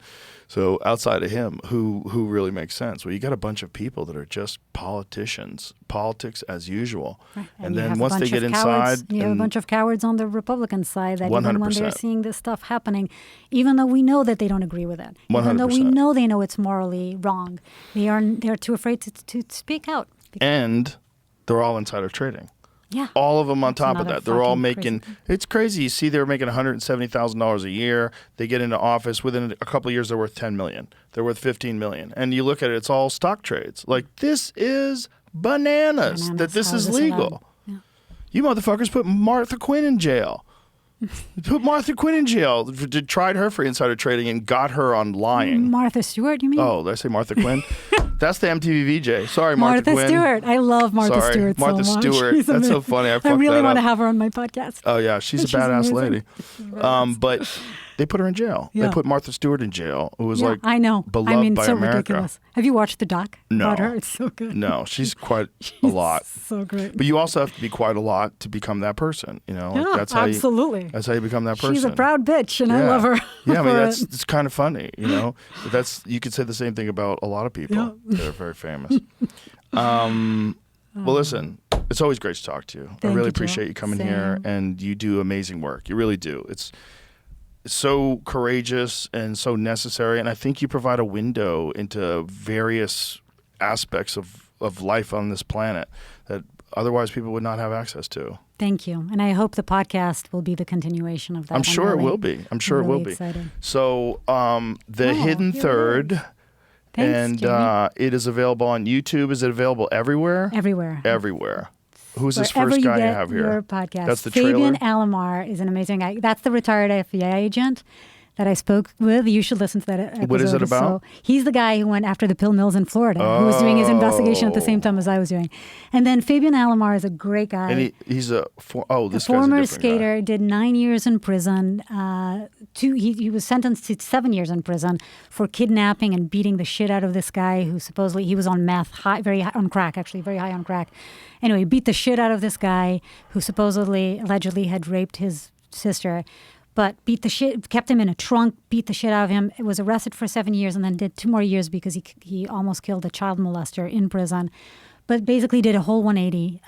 Is now an actor on the Mayans, has an incredible life story. He was brought up by gangs. His family member were all gang members. They all did time in prison, but has done a whole 180, is now involved in an What is the Mayans? It was that show with the bikers.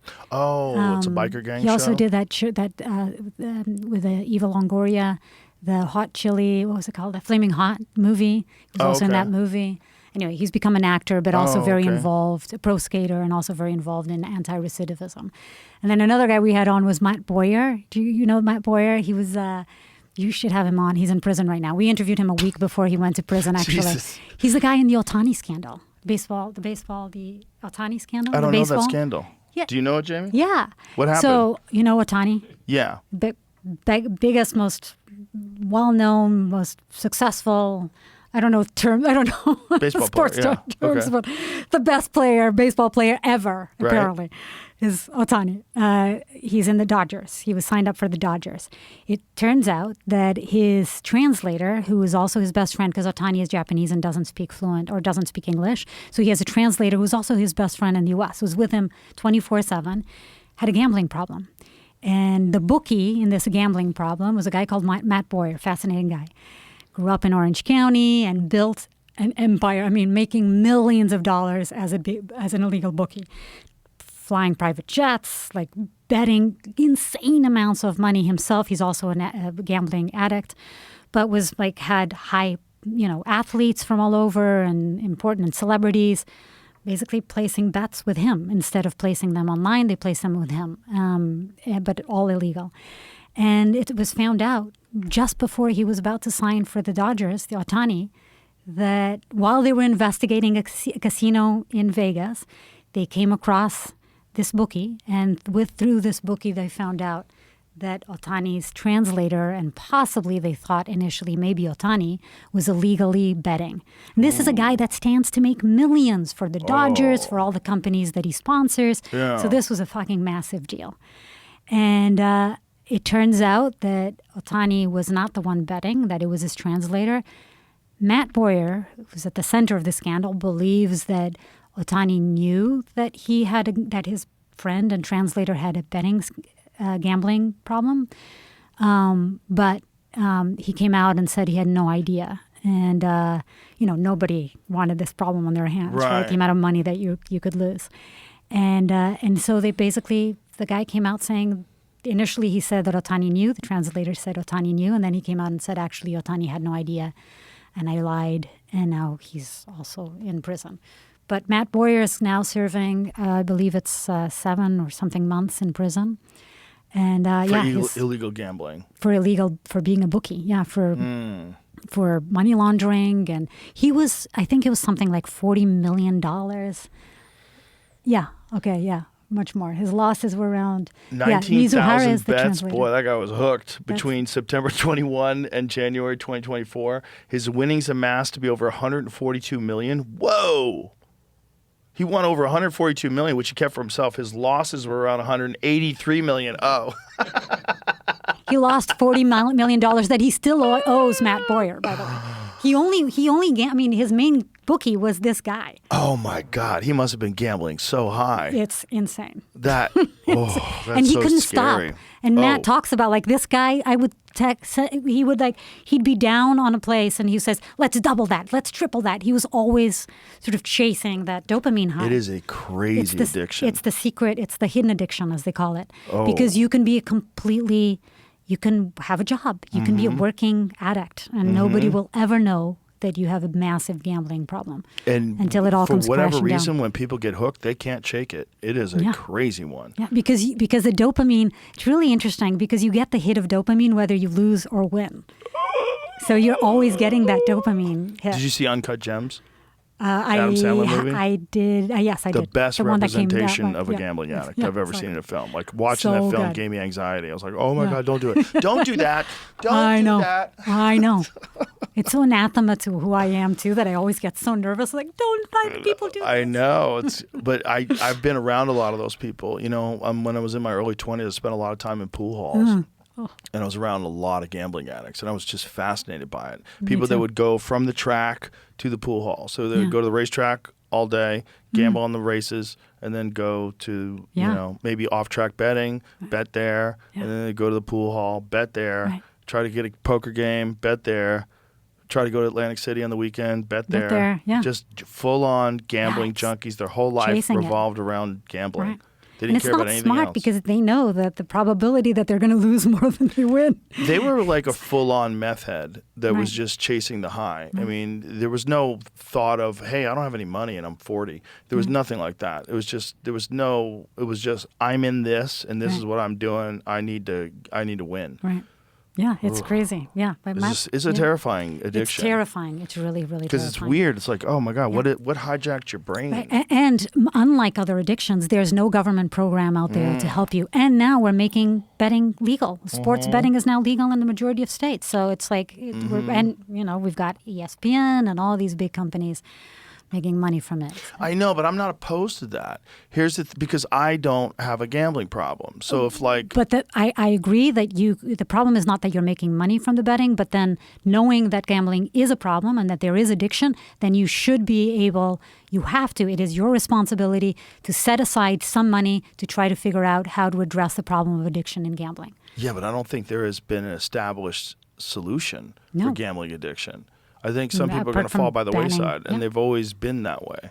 That's my take on it. It's like, I'm not a gambling addict, but like, say if there's a boxing match and like it's Terrence Crawford versus Canelo Alvarez, I'm like, I think Terrence Crawford's going to beat the odds. I think he's going to beat him. And so that's what I was saying before the fight. No, I didn't. But if I did, I would have bet.